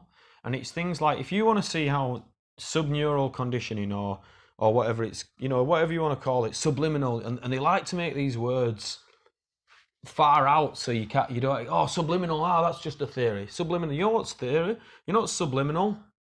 If I want to get in Elena's pants here, and we go see a movie, every time she laughs, I'll touch her arm. And I'll have connected the laughter to me touching her arm. Next time I tell a crap joke that I don't think's funny, I'll touch her arm, she'll laugh. That's subliminal. It's simple. It's really fucking simple. It's no MK. There's no MK Ultra. You've got a screen there. We'll take one stimulus, we'll match it with another stimulus, and we'll run it by you. And you'll absorb it like a sponge, because when the dog bites you, you stay away from the dog. You know, when the water quenches you first, you go to the water. These are basic human programming. And so if you want to see conditioning in action, you go get a movie from each decade. 80s, you know, 60s, 70s, the bad guy comes in dressed like a Nazi. 80s, the bad guy comes in dressed like a Russian. All the bad scenes have Russian. Yeah, okay. Keeping the Russian thing going, but and the then Russian bad guys have always been my and then favourite. you know, and then you look at the 90s, and this is the one that kind of woke me up to it. Every time a cunt dies, it's either a black guy or it's to Arabic music. And you're watching the dying Arabic child, and you're thinking that the movie's trying to get your sympathy for the Arabs because it's showing you a dying child, but actually it's connecting Arabic music to this, associating it with death. Yeah. Oh, the heroes are, you know, it's a video about them saving the Arabs. This movie's portraying the Arabs in a good light. No, it's not. Yeah. It's showing you an Arab and it's showing you death. It's showing you Arab, it's showing you an explosion. It's showing you a white man, it's showing you hope, man. That is how brainwashing works. It ain't no science, it ain't no art. It's fucking simple. You're sat on that screen getting reinforced 6 hours a day, man, like a college degree. Convince the world that guys who was running after sheep suddenly stole 4 planes and like busted the... Yeah, like the guy who lives in the cave came and... True. You know, like, the Russians have tried to break American airspace for fucking 40 years, but fucking some sheep herder manages to fly around for fucking 5 hours in a subsonic plane, you know, it's like... And coincidentally, the only plane that got stopped was the one on the way to the White House. Yeah. Do you know what I mean? The other plane flew into the renovation wing, But the thing is, like, I don't give an opinion on 9/11 because I don't have, all I see is what I'm shown on a screen. But I think the fact is that people need to understand that it's possible, like whether you think it was or not, you have to understand that it's possible that it could be done. If you're a strategic planner and you want to take over a population, and they will have boards like this, they have the ethics board. We need to achieve this outcome ethically well. 2 million died in Iraq. I mean, fucking a minimum of 100,000 children or 300,000 children minimum perished. They didn't die, they weren't shot, they perished. They starved, died of disease, died of thirst for an oil pipeline. You go find yourself an Iranian engineer and ask him what's really going on there. They're trying to build a pipeline to the Mediterranean. If that pipeline gets built, China, Russia, America, they have dependence on energy because they have the Qatar pipeline. Why has there been a war in the north there for like so long? The pipeline must be stopped at all costs. That region must be destabilised. And if they're going to kill 300,000 children slowly for fucking, you know, they're definitely going to kill 1,000 stockbrokers to take over the largest country in the world. You know, like, you've got to understand that, you know, it's not out there. And I think that's, people judge the evidence on whether the idea is out there or not, but they should be looking at the evidence and just considering the evidence. And like I say, if your head's in a screen and you're getting conditioned 6 hours a day, that's a college degree. After 3 years, that's a BSc in brainwashing. How long have you been on that thing? Add your hours up. Do you have a master's degree? I want everybody at home, like, work out how many hours you've been on social media. Do you have a master? Maybe you have a PhD in social conditioning, because you probably do, like, if you do your hours. You know, so it's not a story. It's not a big conspiracy. It's real. They have academics that study it. It's done systematically. Well, in order to call those stuff that like was recently called conspiracy now, when it's unfolding in front of your eyes, I think you should really work very hard to convince yourself that everything is flowers and rainbows. You have to be really, you know, like global to do that. Because like, okay, you can say, okay, that seems like it, but was accent.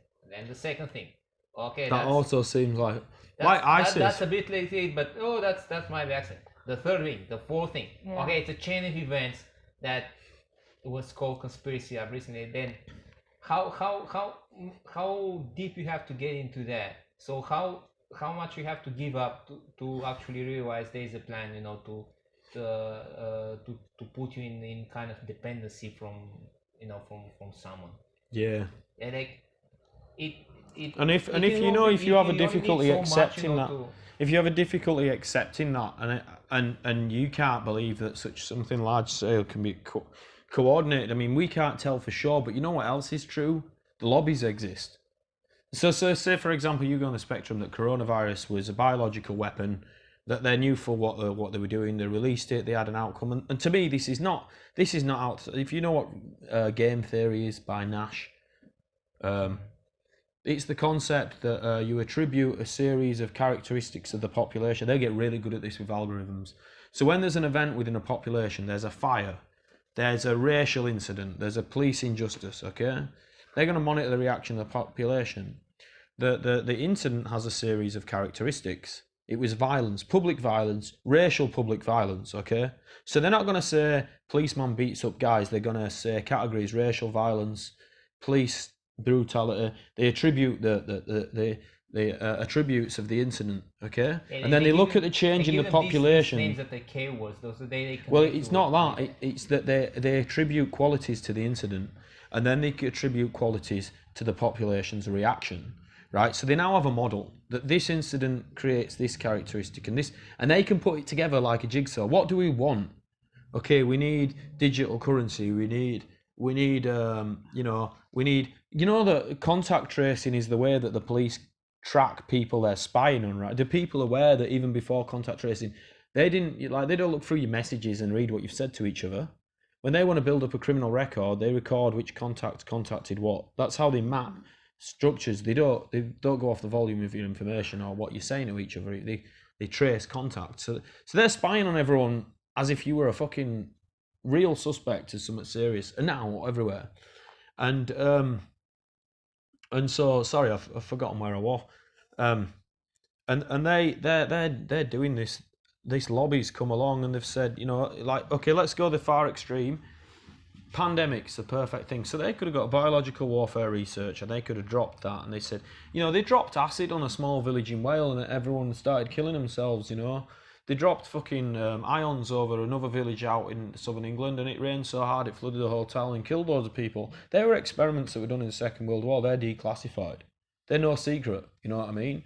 Like, so, it's not beyond the governments or an operative considering, all the assassination.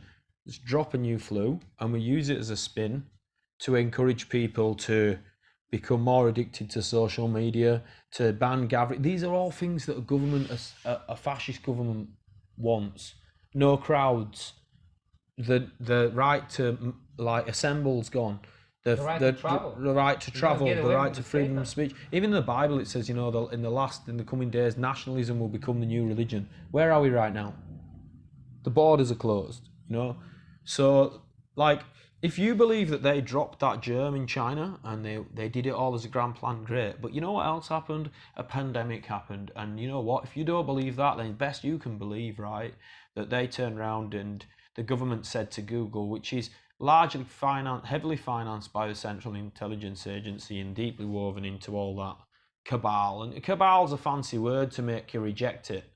Fascism. The cooperation of the large corporations of the government. You think you've seen the Bilderberg Group? You fucking think that America's not a fascism?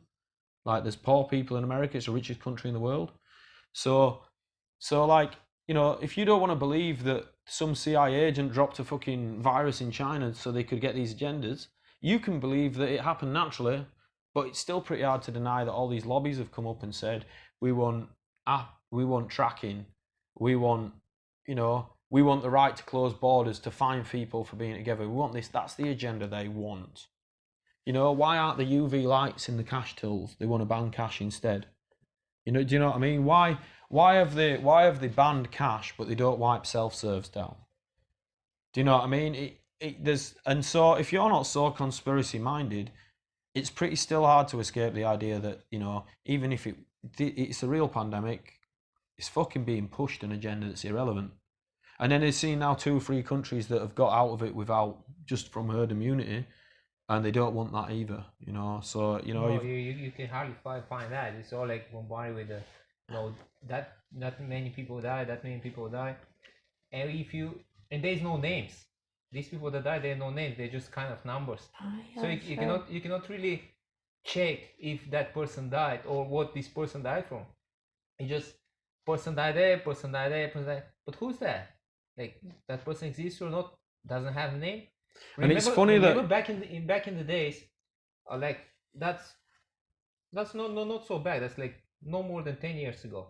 When they was writing news for some person, they were saying, okay, Patrick, whatever, let's say 35 years old, did that and that.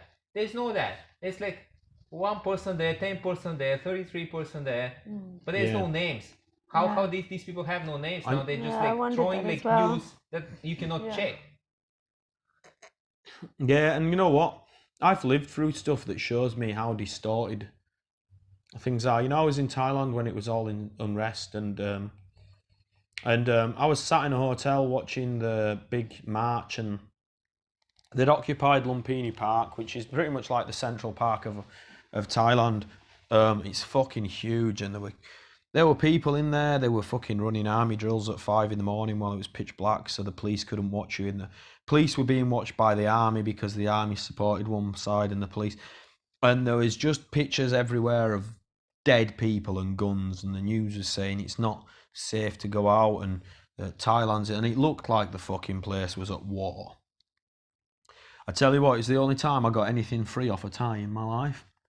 We come out there, we went down there, everyone invited us to eat, drink the water with them, talk to them, they wanted us to know about it. It's the safest I've ever seen Thailand. People weren't trying to scam you weren't a tourist anymore, everyone was out, it was safe and out. And it was just crazy because I had a TV there and I had my window next to it, and I was watching, You know, if that had been a music festival in England, more people would have died of overdoses, do you know, than died in the blooming protests. And I don't think there's ever been a festival as big as that. And I'm sat, I've got the TV there, and I'm watching two just completely distorted scenes, and that's what woke me up, is to actually be there and see like how much lies. I just want to. We don't watch TV since like. Get this in. Yeah, I got rid of mine in 2007. Like, I'm watching it because it was on the hotel TV. But this is what the other thing, that the conspiracy apparently about 5G being a weapon, and people don't realise, like, 5G is not a weapon. They're not going to shoot lasers out at you from a fucking 5G. Right, and there's nothing, and like I say, my mum's a medical physicist, so if anybody knows whether 5G is bad for you, it'll be her. And me and her come at the same conclusion. It's like having a microwave on a fucking lamppost. The tree next to it's not going to do very well. You could probably warm your coffee on it, but it's not going to turn us all into fucking zombies, you know, like, it's not got, but the thing what it is, it's part of a network that's designed to support this addiction schedule they're selling you. Because it needs high data volume to detect your face. It needs high data volume to track you. It needs to be everywhere to track you accurately. And what you're essentially doing, that's just feeding in our algorithm, boom, to Nash's game theory, where they can measure your reaction in real life time to every, it's like being a stock market. You buy a stock and then you see what the news is the next day. This is, if anybody gets into stocks, this is a good way to test it. You buy a stock in a small amount, you look at the news the next day and you see how that stock's gone up and down to what's in the face of the newspaper.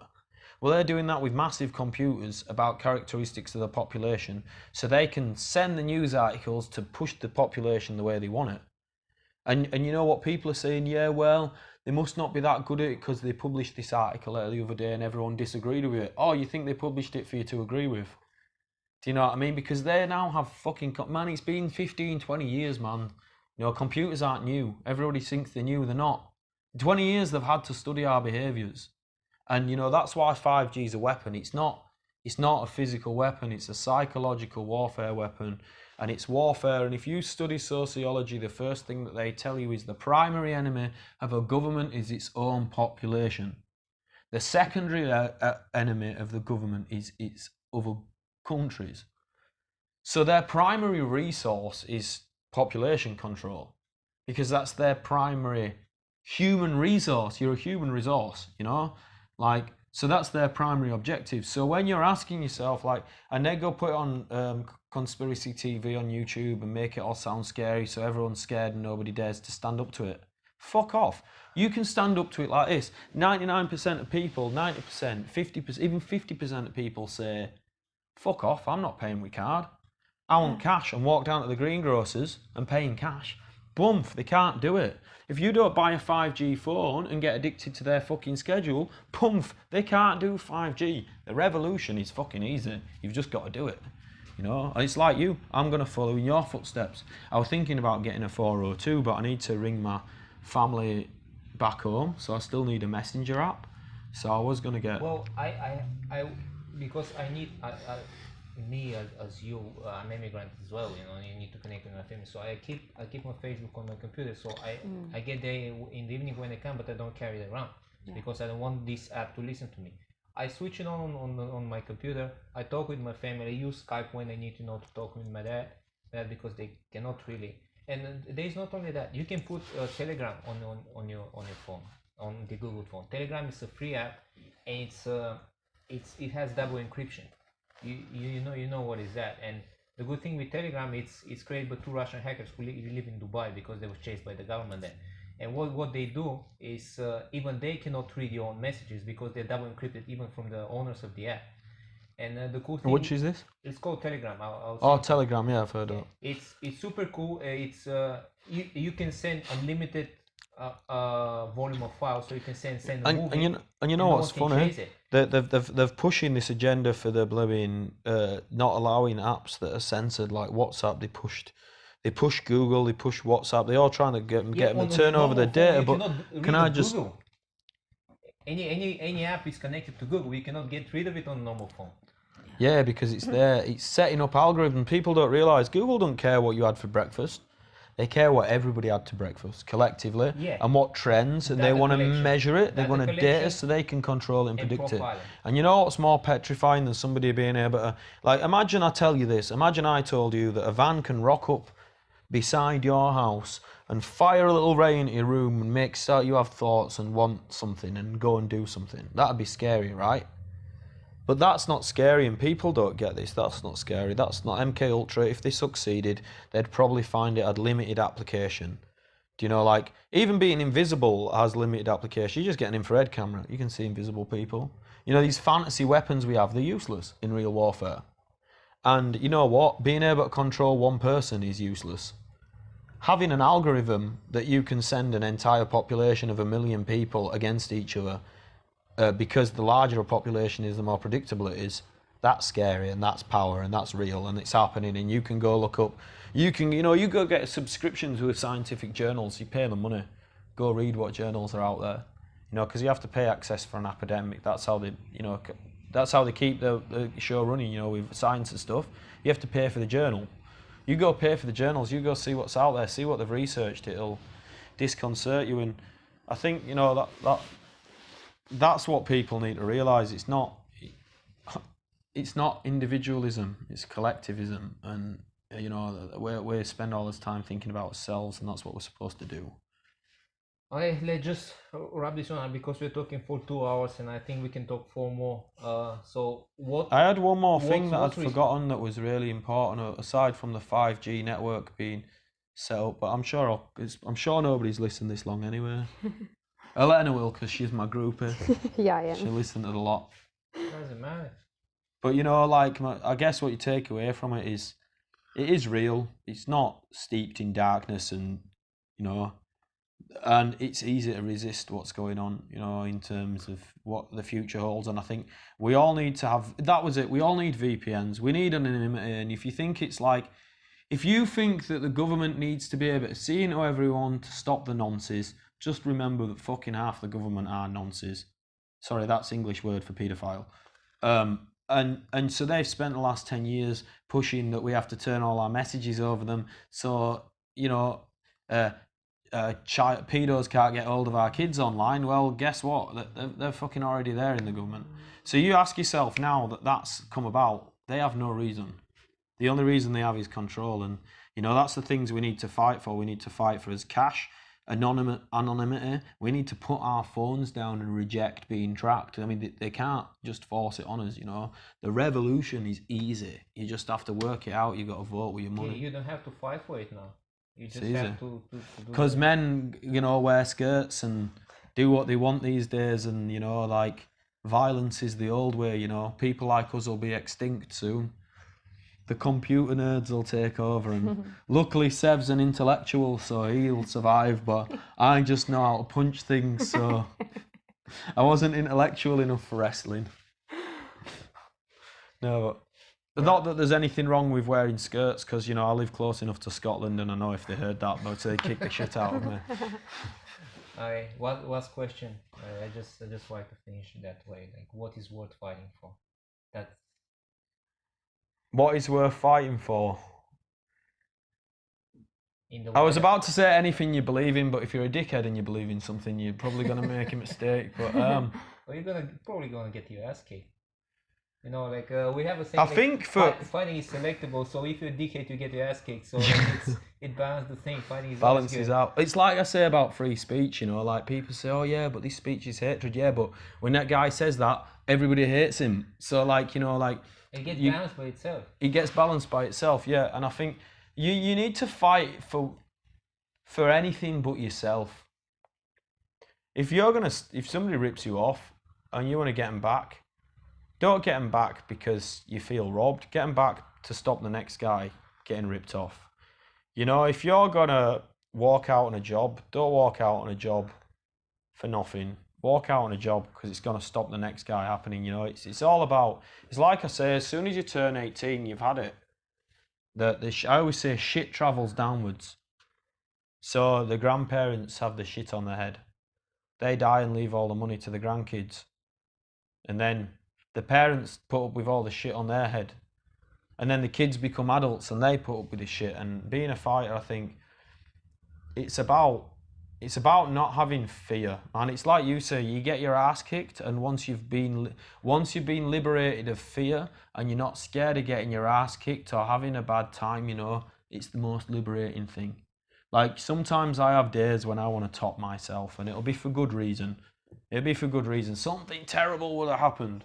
And I just think to myself, because I'm a fighter, I look at my watch, I think, shit, this is going to be a shit 5 days. I'm sure by the end of the 5 days, I won't want to top myself anymore. And that's it. You know, I know there's hope at the end of the tunnel. So say I stand up and say my piece, and some bloody Gestapo comes down and shuts me in a cell and kicks the fuck out of me, I can look at my watch and say, you know what? 5 days, I'll be drinking non-alcoholic drinks, because I don't drink, with the lads, knowing I did the right thing. And I think being a fighter means standing up for the right things. You know, I got in so many fights over making sure people don't get bullied. Never got in a fight over somebody owing me money, you know. So I think being a fighter, it's about fighting for something other than yourself. Because if you're fighting for yourself all the time, you're just a dickhead. So, and I think that's a spiritual revolution about fighting, because I used to compete a lot. I had a very small world, because my world only extended to me and my reputation as a fighter. And when I left that world, my world become a lot bigger.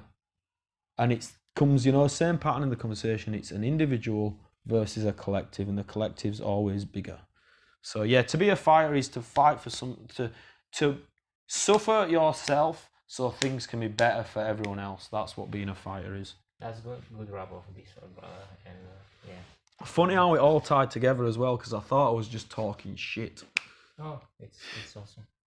All right, cheers, Sev. Thanks for that, man.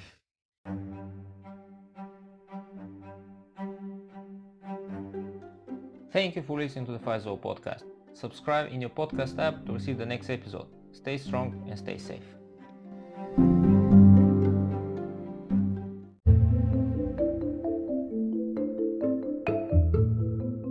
This episode is brought to you by Tambourine Spring Water. Visit tambourinSprings.com.au or call 0434 952 449 to order your water today.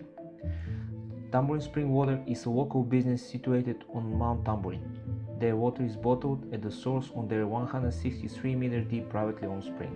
The spring provides access to a free-flowing underground stream, which is where their premium quality spring water comes from. It then goes through a very strict sediment and UV filtration process to ensure the final product remains both consistent and of brightest quality. It is then bottled and stored until it leaves for the client's home or office. Most water companies in Australia all cart their water from a contractor before being processed and then bottled, which leaves lots of room for contamination and foreign bodies entering the water. In Tambourine Springs, it's a matter of minutes from when the water is extracted from the spring into a bottle, which is then sealed and stored into a cool, dark environment. The spring water is naturally bacteria-free and passes all quality tests prior to filtration. Despite that, Tambourine Springs water have one of the strictest filtration systems, so there is no room for error when it comes to your drinking water. They do not add any chemicals whatsoever to the drinking water. The only thing the filters are doing is removing sand and sediments that comes naturally with the water. The 3-stage system is there to ensure no bacteria have found its way into the water. When you purchase your water from Tambourine Spring Water, you know you will receive the best spring water Southeast Queensland has to offer from a local family on a mission to provide the best service and quality. Water companies are often blamed with a good reason for polluting the environment with plastic bottles. This is not the case with Tambourine Spring Water. Your water is delivered to your door in 50 or 20 liter bottles, and your used bottles are collected, disinfected and refilled again, so zero plastic waste goes into the environment. Me and my family are also using Tambourine Springs water way before they decided to sponsor this podcast. By experience, once you drink real spring water for a while, you cannot drink from the sink anymore or any commercial waters from the supermarket because it smells bad and has a bad taste. Ridiculously enough, in Australia you can mix 50% of the water with tap water and label and sell it as spring water. This is not the case with Tambourine Springs water. I personally know the family who owns it, and I have been numerous times in their small factory to see my water being bottled straight from the spring after the filtration process. Majority of my team also purchase their drinking water from Tambourine Springs Water. Find out more at tambourinSprings.com.au or call 0434 952 449 to order your water today.